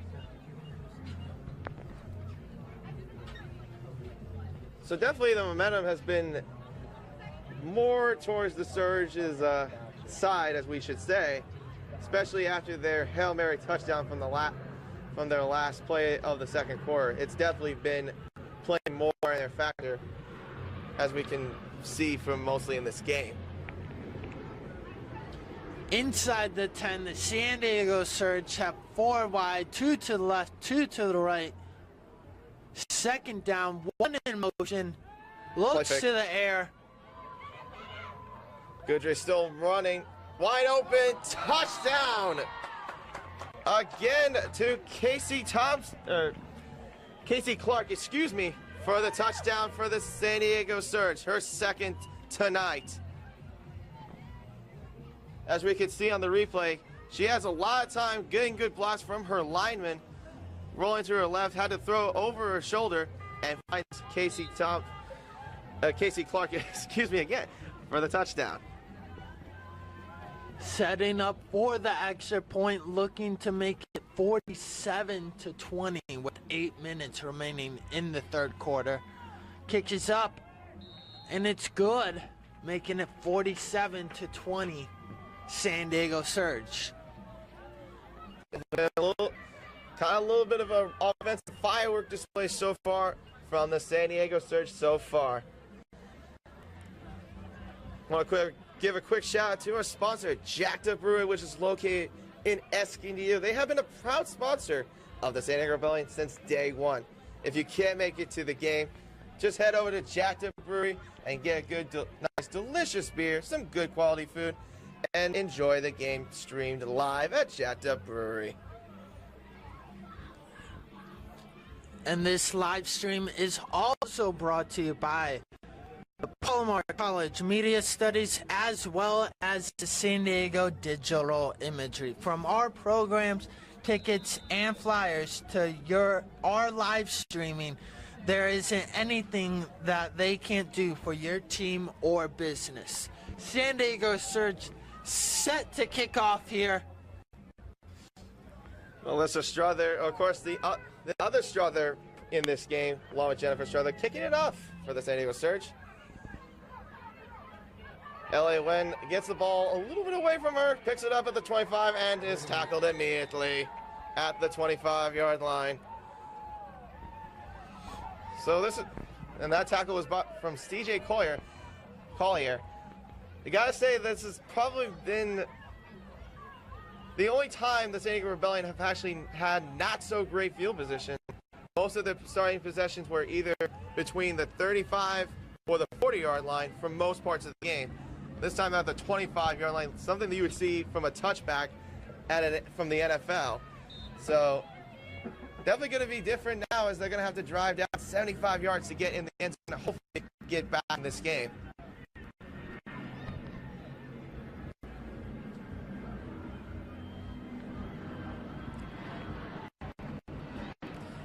First and 10 for the San Diego Rebellion. With the 3 receivers to the left. Kristen Stoll as the slot receiver alongside Lanika Manning, who was on her left. 1 receiver to the right, Nancy Martin at quarterback. Mercy Scott in the backfield alongside her. And it's a handoff to Mercy Scott. Gets backwards towards the 20-yard line for a loss of 5. Great tackle there. Hopefully you'll see it on this replay here. You watch the far end of your screen, the defensive lineman. Well, you didn't see it on the replay there, but they actually jumped the snap, and that's where your football awareness has to come in. Nenji Martin should have quick glance and just snapped the ball. It would have been offsides, easy 5 yards. So apparently they're at the 21 now. So it's second and 14 for the San Diego Rebellion. Hand off to Scott again. Trying to shed some tackles. Nope, she cannot escape. And is met by a swarm of San Diego Surge players for no gain on the play. Definitely got to say that defensive line of the Surge has been far more aggressive getting on these blitzes, getting towards Mercy Scott and to Ninji Martin, getting into their heads and getting right there to make the backfield tackles for a loss. Just because you're up 27 points, 3 points, 50 points, it doesn't matter. You can never let off the pedal, as that is what the San Diego Surge are doing. 3rd and long for the Rebellion. Run up the middle, but is met by a swarm of San Diego Surge players short of the first down, making it 4th and about 3. Mercy Scott definitely has a lot of room in that backfield, I would say. She could have probably cut left, I would say, from that initial run, and maybe she would have gotten at least a little bit more yards, if not maybe a touchdown. So they're going to go for 4th and 3 for the San Diego Rebellion. A key moment in this drive, more importantly also in this game, with 5:53 to go in the 3rd quarter. It's a keeper for Ninji Martin running up the middle. Balls away. She got lane, an open lane, and she is going to go all the way. If she can, and she's tackled by Iris Jones at the 2. And here, we're going to have it on the replay here. Nenji just using her powerful footwork, powers through the free safety, runs all the way down to the 3-yard line of the San Diego Surge, and that brought this crowd to life. The San Diego Surge are, the San Diego Rebellion are now just 3 yards away from pay dirt to bring them within 3 scores of tying this game. A huge play on that, 67 yards, 1st and goal from the 3. Big moment in this drive.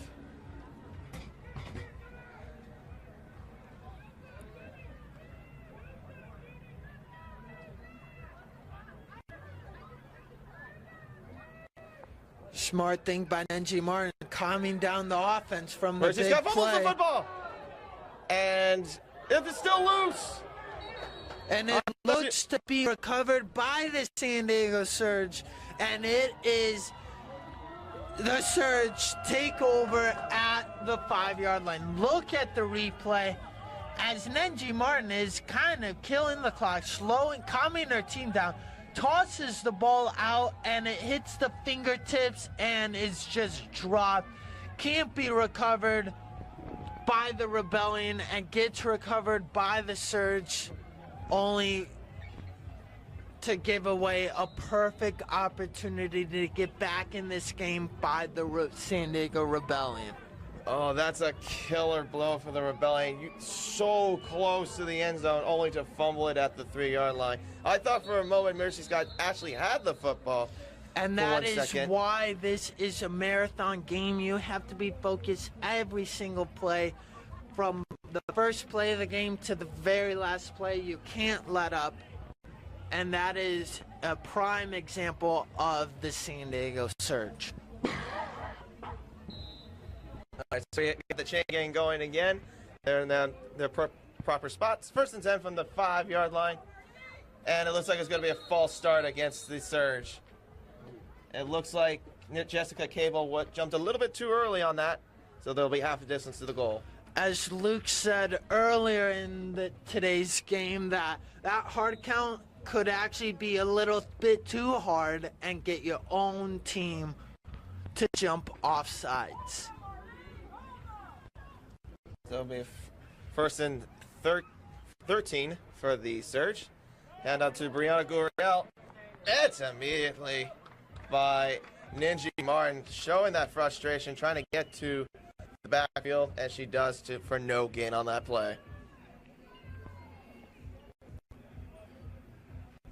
If the San Diego Rebellion could actually get a safety on this drive right here, that could turn the whole game around. And it'll be a long, big mountain to climb, but a safety could do a whole lot for this San Diego Rebellion team. A quick rundown. We have now 3:45 left in the third quarter. And it's a handoff to C.J. Collier. Tries to escape, but she cannot escape from number 67 on that play. And she is met in the backfield.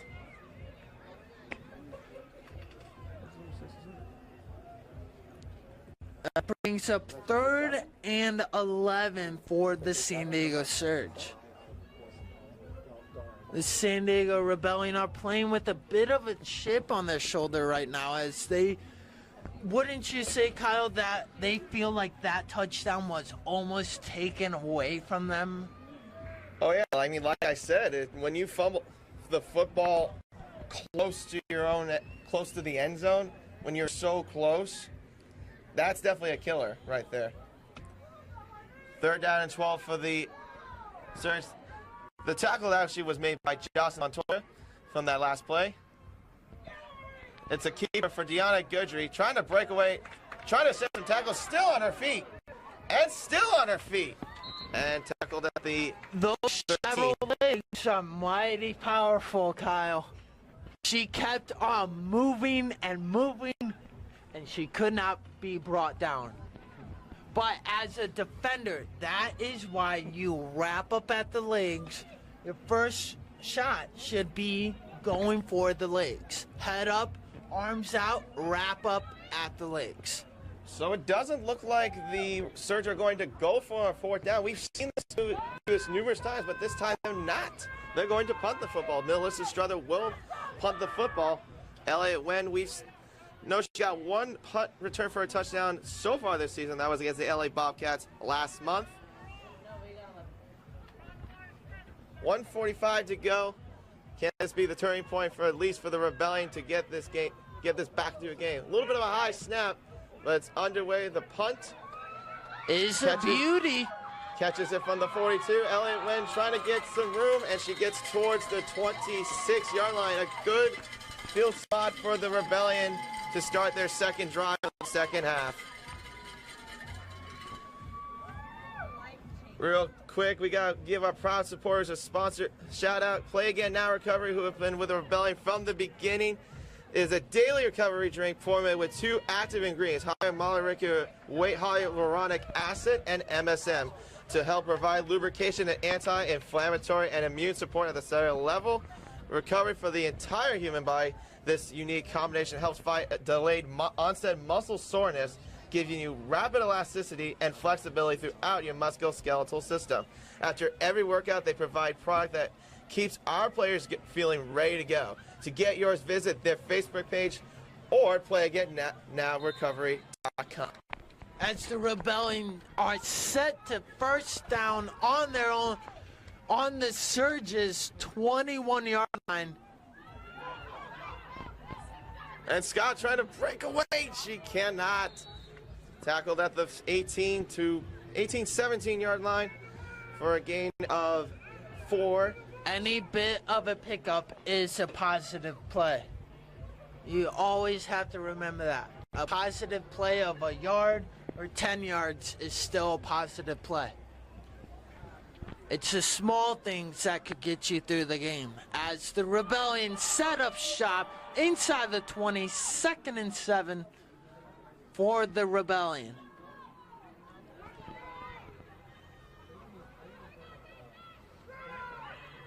Looked like Ninja was trying to punt. She tossed it still, but still going backwards to the 25. I don't think that was the smartest thing to do there by Ninja Martin. We were all cringing up here in the press box. We see Nenji Martin hold the ball out, and we're like, oh no, she's thinking about it. No, she actually tossed it. But she actually didn't lose as many yards as if Nenji were to have the ball. So there is a positive out of a negative. We're now at 10 seconds left. This will probably be the final play of the third quarter.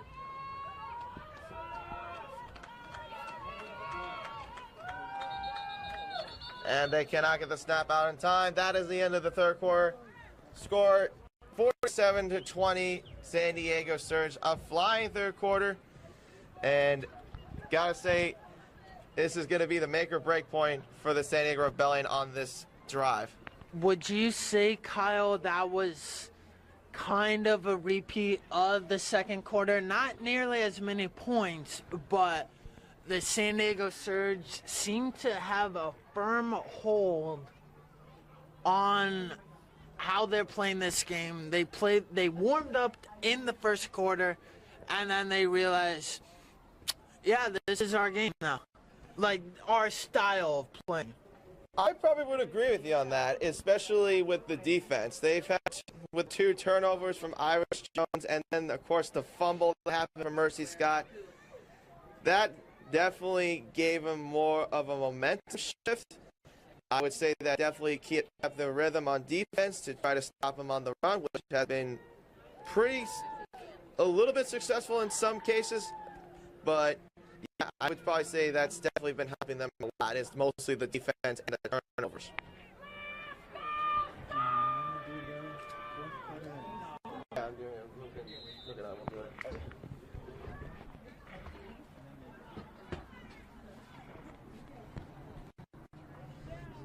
So we'll get ready. Luke Sutherland will now join me in the fourth quarter.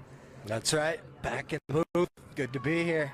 Ninji Martin looking to throw way over the head of Lanika Manning on this 3rd and 12, incomplete.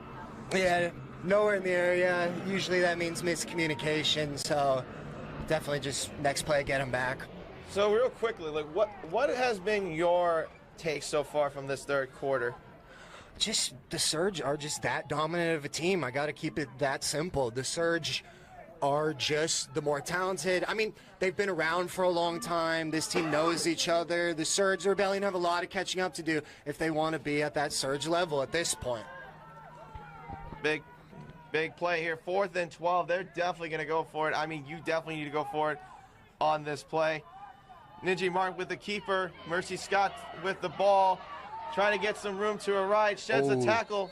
But they're going to say she's out of bounds. Yeah. At the 21-yard line. She's not going to be in for the first down at all. Yeah, super tough break there. Mercy Scott, she was number 2 on the WNFC Plays of the Week. Last week they put a video on Facebook on Wednesday, so yeah, definitely check those out. I think it was their first of the season. But yeah, Mercy Scott able to make those huge plays. On that one, it was just a matter of stepping out of bounds right before the cut. It was literally a toe on the line, I think, right there, and the ref saw it. And first down, Surge.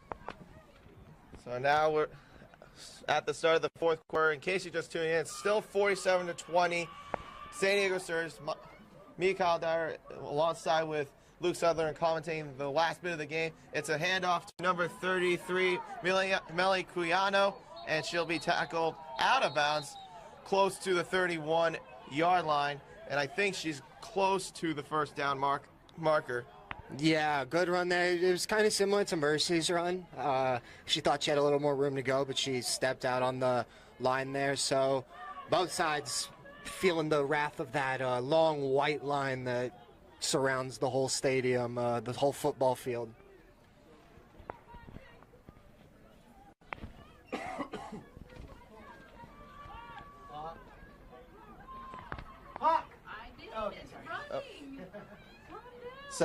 Second and 3 for the San Diego Surge with the ball at the 28-yard line. Hand off to Brianna Guriel, excuse me, and she'll be tackled at the 35-yard line for another first down. I'm very impressed with the Rebellion. The physical tackling has continued up until this point. They're not letting up. They're not taking a break here. I mean, a 27-0 fourth quarter run is pretty, like, that would be the most amazing run of the year, I think, for any team in the WNFC. So that may be out of the picture at this point, but the Rebellion have I'd say a lot of positives from this one, and we'll see how they finish the game. Yeah, I'd say they definitely scored a little bit more points than they did from the last game. First and 10, a handoff to number 33, Millie Keano. She's got some good blocking out of bounds at the 45-yard line, and I think she's got enough for another first down. Yeah, she's been, I mean, if you can keep doing the same play over and over and it works, then just mash it, spam it, do whatever you can with that play. And, I mean, the Rebellion know a little bit about that because a simple quarterback power run with Nenji Martin works 9 out of 10 times. And of course, we know with Melanie Keano, she's been the key highlight so far. The touchdown from the last play in the second quarter, the pick six. Exactly. She's definitely been the key contributor. Probably one of the big-time players of the game so far for the Surge. First and 10 at the 45-yard line. Another motion for Collier. Fumbled the football. And who's got it? I think the Surge may have got it back. Good job by the Surge. I mean, we've said it multiple times, that pre-snap stuff, that chemistry between the center and quarterback could be better, but if you're able to jump on it, then it's the old thing. You live to see another play. It's definitely not something you want to be upset about at this point, for sure. But at any point in the game, it's one of those things where, come on, it's a basic thing. We just got to get it the next play. So it'll be 2nd and 14 for the Surge at the 41. Iris Jones in the backfield this time, alongside with Deanna Goodry. She's used to this squad. Jones with the handoff. And met by Ninji Martin. Ooh. Oh, my goodness, what a hit from Ninji. And that was Irish on the run? That was Irish Jones on the run. Ninji saying, welcome back. I remember you, Irish. That's, probably some practice memories for Irish on that hit there. Old teammates going head-to-head on that one. Like we've mentioned a few times, Irish Jones, former Rebellion player. And, of course, with Nancy Martin with that pancake tackle, just lifting her to the ground. Going to the ground. We may be friends. We may be great off the field. I might love you. I might want you back on the team, but I'm going to destroy you if you're on that opposite side of the field. 3rd and 15 for the Surge. Goodry rolling to her right this time, trying to look for someone. Heaves it up. Oh, and almost intercepted from Katie Ott. KO could not get it. One of the main forces of this Rebellion roster. Majority of the time, Katie Ott makes that pick. She looks to be limping a little bit. Let's hope that she's all right. That's tough at the end of that one. That is actually she's doing just fine. Yeah, that's actually Lanika Manning limping off. Katie Ott was the one that was unable to bring down the interception there. Super tough play. Both huge parts of this team on all sides. So Lanika, hopefully it's not too bad. She got off the field on her own power. We got 11.5 to go in the fourth quarter, the final quarter of play. With the Surge now going to punt the ball. Melissa Struther, one of the other Struthers, like we've been saying a lot in this game. They've been getting action. Exactly. Kicks it up, punts it away, and it's caught by Lanika Manning from her own 29. Lanika Manning trying to get some run, but she gets met immediately by a couple of Surge players at the 45. That was actually Selena Graves on that punt return. Lanika Manning did just leave with the leg injury. We're really hoping that she does come back on the field and we're able to make a call like that for her soon enough. But for now, Selena Graves taking over, making the play on that one. Thank you for that correction there, Luke. And we always got the other Rebellion up here. They help not only on the field, they, no worries, Kyle. First down and 10 from the 45 with 11:18 to go in the fourth quarter.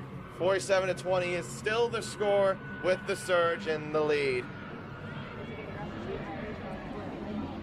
Got to give a quick shout out to Riddell and Adias, as we have a timeout by the San Diego Rebellion, is one of the main sponsors who are providing these great uniforms for all teams, including the San Diego Surge and the San Diego Rebellion and all of the WNFC teams around this league. We thank you for your service with these great uniforms. So, Kyle, something funny I found out. I mean, usually you make a mistake on camera, you move on, you're not worried about it, broadcast, it happens. But something very funny that I've just found out, we've been calling her Irish Jones for about a couple years now, I'd say. It's actually Irie Jones. I found out it's not how you say it on paper. I mean, she does have that Notre Dame kind of style of playing, that fight in Irish, so it wasn't too far off without talent she is. But Irie Jones, big thank you.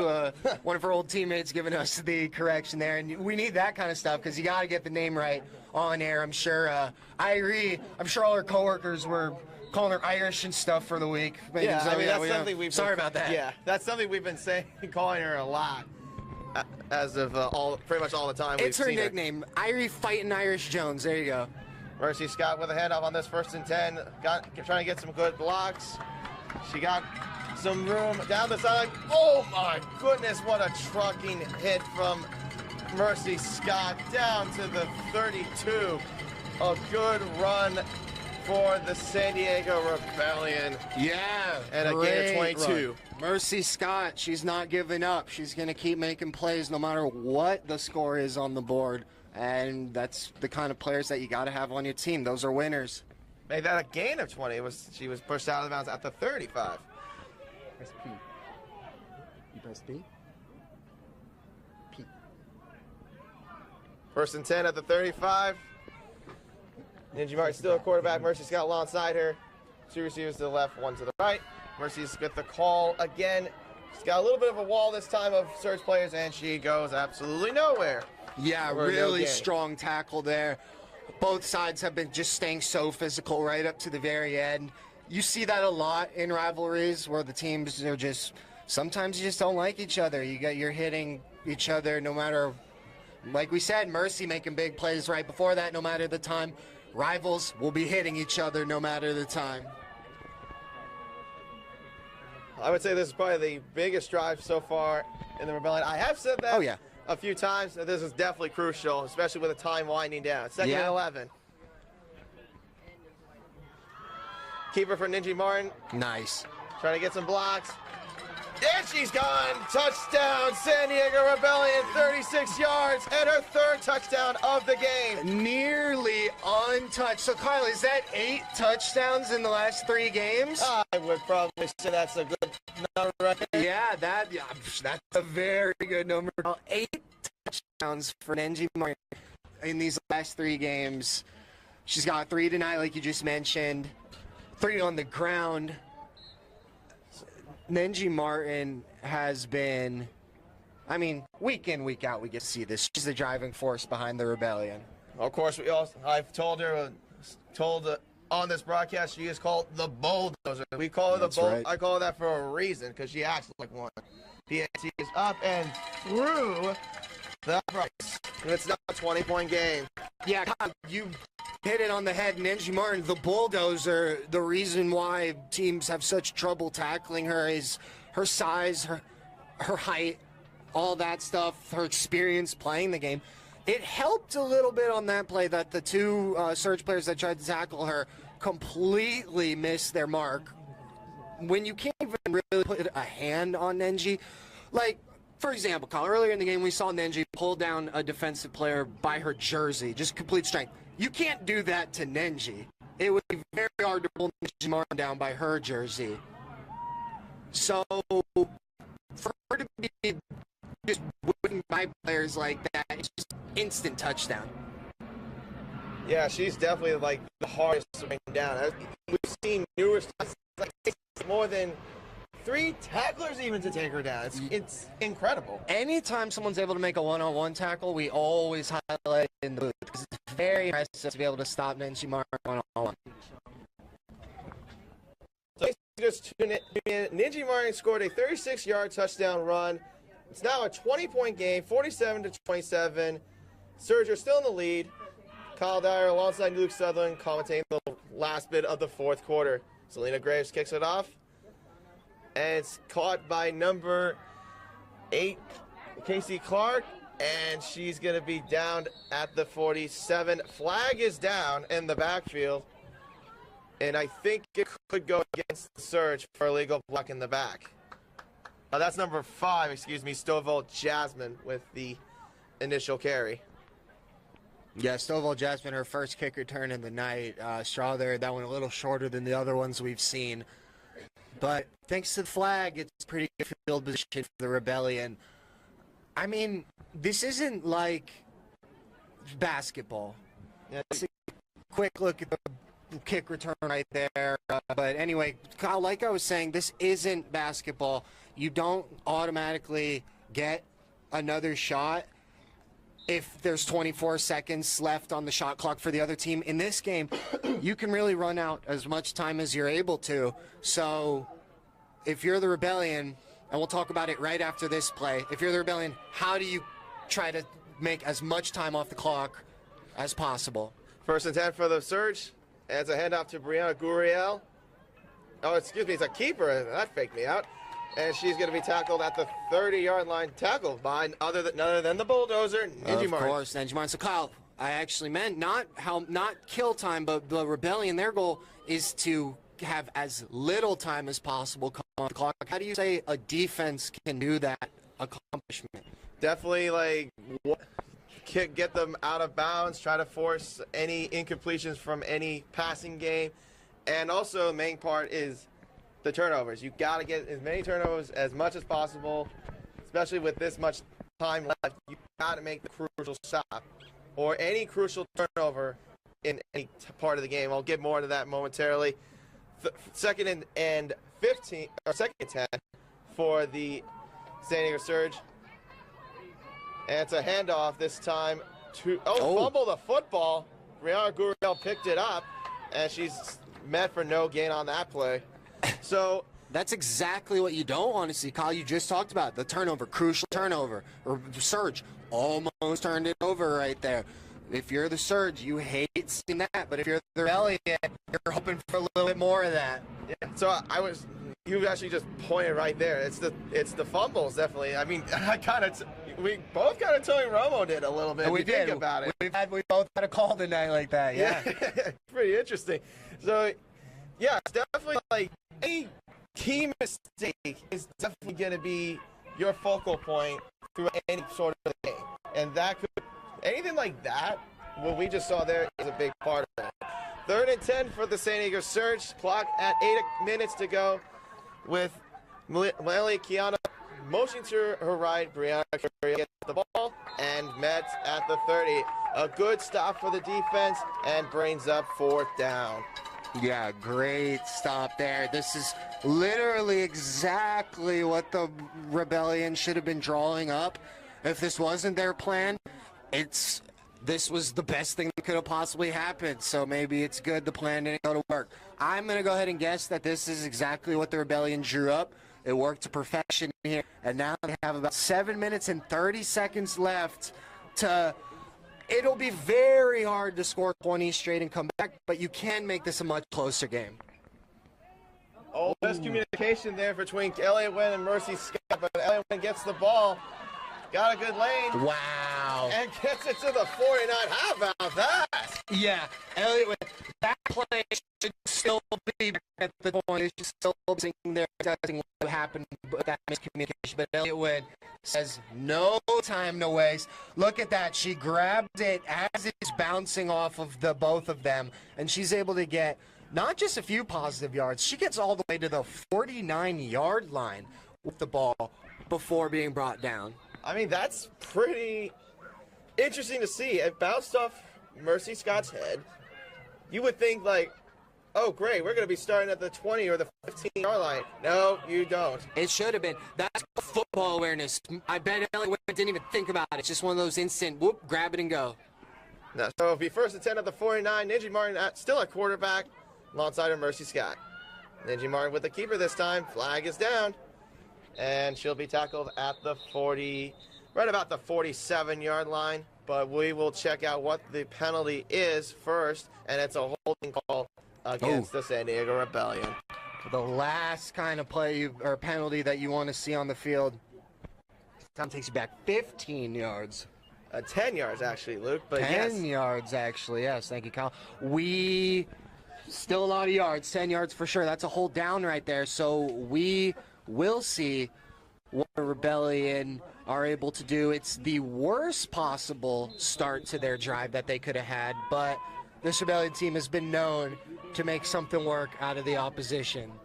So we're So the Rebellion are backed up all the way to the 39 this time. 1st and 20. Clock now reaching at 7 minutes to go. Rebellion have the ball at the 39. 1st and 20. And it's almost picked off. It could have been picked off from Jessica Cable. That was It could have been another pick six, but it fell through her hands incomplete. That was so close. It would have been the very rare lineman touchdown. Jessica Gable, the defensive lineman, she was not able to bring that one in for 6. Would have easily scored on that one, Kyle. She was wide open. It looked very similar to Melanie Keano's interception earlier. No, something you normally don't see. A lineman playing in the bubble screen. That's a very rare thing you see in football. When you've got an athlete like that, then why not, Kyle? Use your advantages. 2nd and 20. Mercy Scott on that give. And she's going to be met by a swarm of surge players down to the 40-yard line for a gain of 1. Scott did the right thing. She ran behind her lineman. You go as far as you can with your lineman before you break out and do it on your own. But the surge players just kind of dogpiled her on that one. It's really hard to do anything when you're when you're squished in between your own lineman and the 2 defenders that are trying to bring you down. So now we're at a 3rd and 19, excuse me, for the San Diego Rebellion. Clock now reaching at 6 minutes. Ninji with the keeper, gain the block from Mercy Scott, trying to go solo towards the sideline, out of bounds at the 49-yard line for a gain of about 11 on that play. Yeah, awesome job there by Ninji Martin coming through on that one. She looked like she could have gone more pater down that sideline. It's just that you just had the swarm of surge players from the linebacking position just trying to get to her, and they definitely got to her very quickly. Yeah, they did. That was really impressive by the defense. Very crucial 4th down for the San Diego Rebellion. 5.5 to go.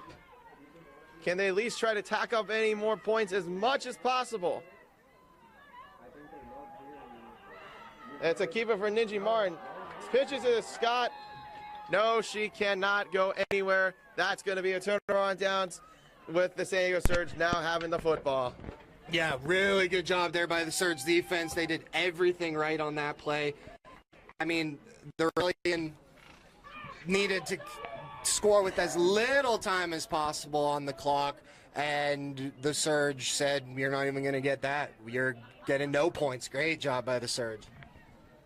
There could quite possibly, finally be the dagger for the San Diego Rebellion in this game. I would probably say so. It's possible, Kyle. 5 minutes left, 20 minutes or 20 points to score. Yeah, I'd say that you'd have to be, it would have to be a miracle for them to be coming back here. It'd have to be like that Music City miracle with the Bills and Oilers. You mean the Titans? Were they the Titans at that point? They weren't the Oilers anymore? They're those dang Titans. Different game, but anyways. Deanna Goodry trying to step up, pump fakes, and she gets to the 45. She looked like she had a little bit of pressure, but she goes for 5 yards and gets tackled by number 50, Go Martinez on that play. Yeah, great job there on the tackle. I mean, not much you can do left at this point, but still being physical, still making the plays. Just stay in your repetitions. Stay with your, just that reflex of getting the play down every time. So 2nd and 5, Mercy Scott, or Deanna Goodry with the giving it to Iris Jones, met by Elliott Wen for 1 yard loss on that tackle. 3rd and 6. Very quickly, give a shout out to Coach Cream Morris and his 5-tool quarterback plans, Ninji Martin. I've worked with Coach Cream Morris up to the 2018 season, all through the offseason, and is ready for the 2019 season. If you want to fine-tune your quarterback skills, visit quarterbackcoach.org. Coach Morris coaches players from junior high all the way up to the pros. Cream Morris played right here at Orangeland and worked his way up to the pros, where he played for the Raiders and the Rams.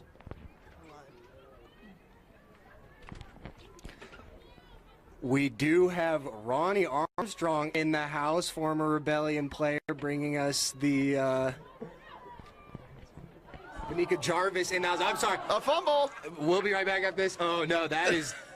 Oh, there was a fumble. While you were talking to Vanika, there was a fumble, but the San Diego Surge did recover the football. But yes, we do have Vanika Jarvis. Yeah, Ronnie Armstrong is the other player that hasn't been playing this year. Vanika Jarvis obviously is on the team, but has been hurt this year, so she's got a very different view of the game.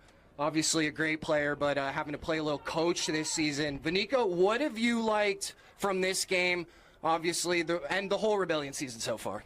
So far it's been great. A lot of hard hits. One thing I didn't like was the flags. You know, there have been some flags thrown, but what they have been able to do is combat that with some positive yardage. It's been a lot of hard hits this season. There have been some great plays, some couple trick plays. You know, definitely, but you know, they're going hard, and as Rebellions do, and it's exciting to see the season and the last home game of the season. When do you think you'll be back, Vanika? Oh, it'll be a little while. Definitely next season I'm looking towards. But, you know, got to figure it out. Got to wait for the doc to clear me.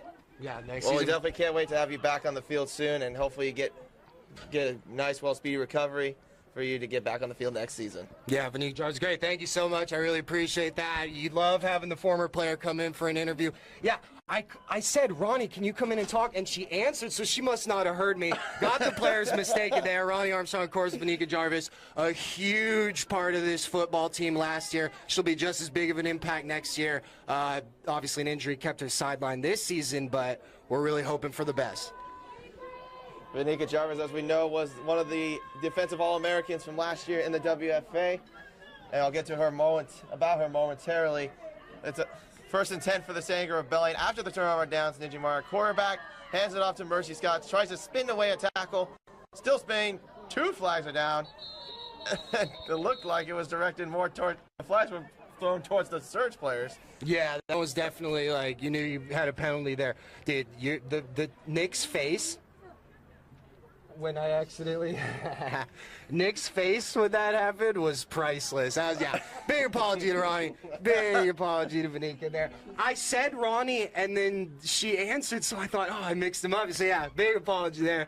Of course, we love seeing both of them on the field, but Vanika able to give us that awesome interview, so that was great. Yeah, Vanika was definitely cool to give us an interview. And meanwhile, there was a personal foul against the Surge, so that will bring them towards the... Excuse me if you didn't hear me. It was a personal foul against the San Diego Surge. So now they'll be at the 31-yard line. 1st and 10 at the 31. Ninja Mar still a quarterback. 2.5 minutes to go. Can they get some points, just at least give them some pride? Mercy Scott on the handoff. Tackled by Irish Jones on that initial stop. Irie Jones. Irie Jones. Fighting Irish Jones, and so we had to give her that nickname there. Yeah, it was funny. Ronnie came in and gave me a look like, man, how are you getting us? Yeah, I've only seen the pads up to this point, and then Vanika. I mean, fun interviewing the players. I think that was technically our first Rebellion player coming on live and doing that, so that was awesome. Getting to hear Vanika's voice and stuff. I'm sure all the players will really appreciate that one. Yeah, definitely. It's nice to have former players or former or current players even just to give a good visit to, especially up to the press box for a nice little interview. Yeah, exactly. Ronnie played running back for them last year. Vanika played both defensive end and did a lot of stuff at both tight end and receiver. So, definitely missed. They could use them on the field right now. We've had actually a lot of losses here tonight, Kyle. It's not only Vanika sitting on the line. It's not only Ronnie recuperating from her injury. Smurs is out. We saw Jamie Hedge leave earlier in the game due to that injury that she had to be stretched off the field.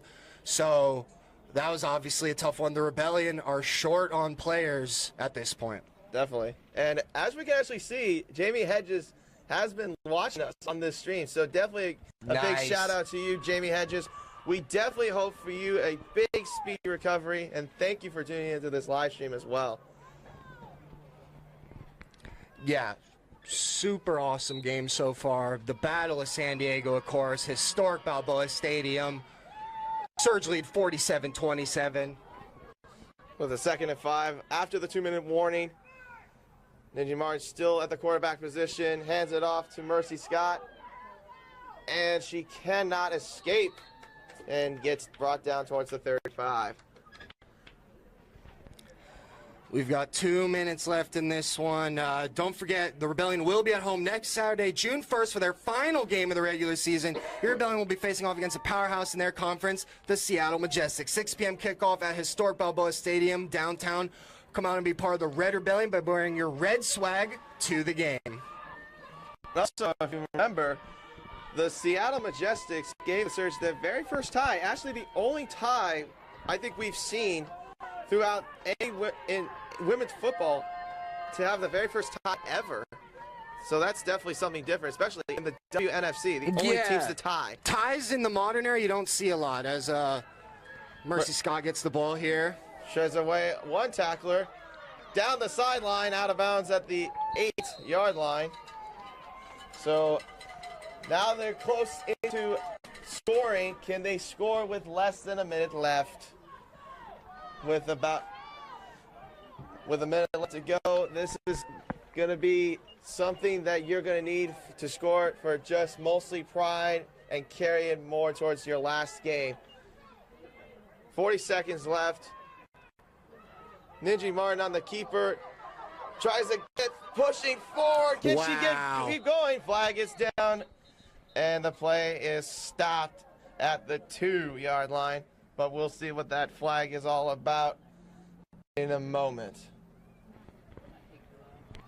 And, of course, we want to quickly give you a shout-out to our sponsor who've been providing this great live stream, San Diego Digital Imagery, who do programs, tickets, and flyers, and also does photography for homes and businesses. If you ever want to catch up with them or for their live stream, go to San Diego Digital Imagery. There isn't anything they can't do for your team or business. Yes, here we go, Rebellion trying to get at least something on the board here before the very end. It could possibly be the last play of the game. Ninja Martin keeping her feet, and she cannot get to the end zone. Clock is still ticking. They do have timeouts. They do have a timeout, and I think they just about got it out. That's a timeout for the San Diego Rebellion with 6 seconds left. So this is definitely so Luke, I probably would say this is, like I said, this is definitely for pride. Especially you're going to carry this more towards your last game. You're going to face an out-of-state opponent, the Seattle Majestics. How important of that would be carrying towards this game in your perspective? Well, I would go ahead and say that the Rebellion have a lot to look like back on this like this. There was a lot of good from this. We had the lead at one point. That run really destroyed them. I think they just really need to focus on, let's be that team from that first quarter that was so different from the next three. It was a very slow, deliberate, physical, focus on the run kind of team. And then after that, they really tried to match the Surge's intensity and speed and just that quick scoring. But I just don't think that's their style right now. The Rebellion do win with that kind of slower, more physical attack. Last play of the game. This is a big part for Ninja Martin and this offense. Timeout is called, I think, or maybe a stop to get the players into position. Yeah, so 6 seconds left. I mean, really the only reason that you really want to be running this play right here in the score is just for that momentum, just for the extra stat, the extra. We were able to end this game on a high note. So let's see what they decide to do here. I'm not sure what the referees are discussing. I don't know if they were trying to get the players set up or what the case may be. They're doing some kind of discussion. Yeah, whatever they're figuring out here, it is kind of funny. We have 6 seconds left in a game that will not be decided by this touchdown, so maybe they are kind of dragging it out. Maybe discussing where they want to go for dinner. Yeah, maybe so, yeah. Maybe French, Mexican, Chinese? What would you like? I'll probably go Mexican. Looks like they've decided. And here, they're moving it up now. Interesting. So, yeah, it looks like it was a flag on the surge. We'll see. Rebellion do have that final chance to put something on the board here. Okay, final play of the game. 6 seconds left. Can they get a touchdown? It's not going to change anything, but like we're saying, it's some points, makes it 34. Nope, they cannot. I think the ball came loose. There is a flag down. Yeah, we have the Surge did come up with the ball. Flag on the field.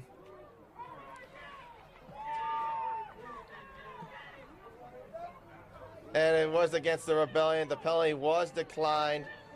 And I think that is going to be the nail in the coffin. And that'll run out. I'm interested to see what's going on here. There's still discussion. There's a second left on the clock, but like you said, Kyle, it did look like it was over.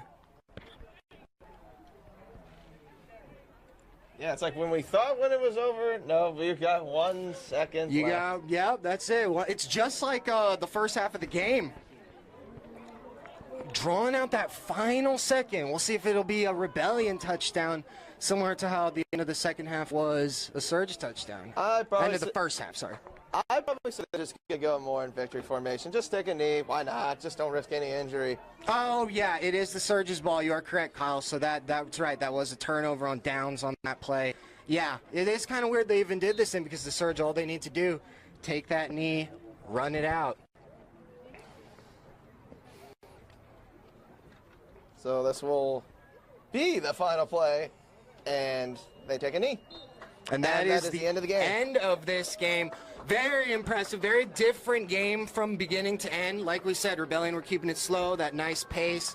The Surge in that second half really took over, and it was just much quicker. They're just a quicker team than the Rebellion, so when you play that kind of style, the Surge have the advantage. Yep. So the final score of this one, 47-27. The San Diego Surge shut out the San Diego Showdown, winning all 2 games to none against the San Diego Rebellion. They will now go to 4 wins, 1 loss, and a tie. We're improving their chances of getting into the playoffs. Maybe got a playoff spot, while the San Diego Rebellion now fall behind, 1 game below 500 at 2-3, and probably going to need some kind of a miracle to make it into these playoffs. Yeah, it'll be a little tougher for them now. Yeah, exactly. It's one of those things you just have to wait and see the standings. I really enjoyed tonight. Great football from both sides. Huge shout out to Vanika Jarvis for giving us that interview. I get to throw something on my blooper reel calling her Ronnie Armstrong. The reason why I'm upset about it is because I messed up the intro to a cool thing, an exclusive thing, getting to interview her and stuff, something we haven't done before. But you know what? You live and learn. It's Vanika Jarvis. Ronnie came in to laugh at me afterwards for that. But you know what? Hey, you mess up sometimes. Gotta say, though, Nick's face, though, was... It was classic. It was... Well, because he knows Ronnie. So the minute he made that face, I was like, oh, no, this isn't Ronnie, is it? This is... And I was saying, Ronnie, can you come in and I'll give you a quick interview? And she's like, oh, sure. So she obviously didn't hear what I said there. Says, yeah, definitely. I didn't think she acknowledged you on that. That's funny. No, that's why it's funny. Yeah, no, she obviously didn't hear that I called it that. But it just shows, yeah, great players. She took it great. Again, called the wrong name. Just shows how cool this Rebellion team is. Always worth checking out, whether you're at Jacked Up Brewery or here at Balboa, seeing the Rebellion in action. Definitely. Any final words, Nick, before we toss it away in this game? Not many final words. You guys said it all. Just hopefully the Rebellion could finish out strong.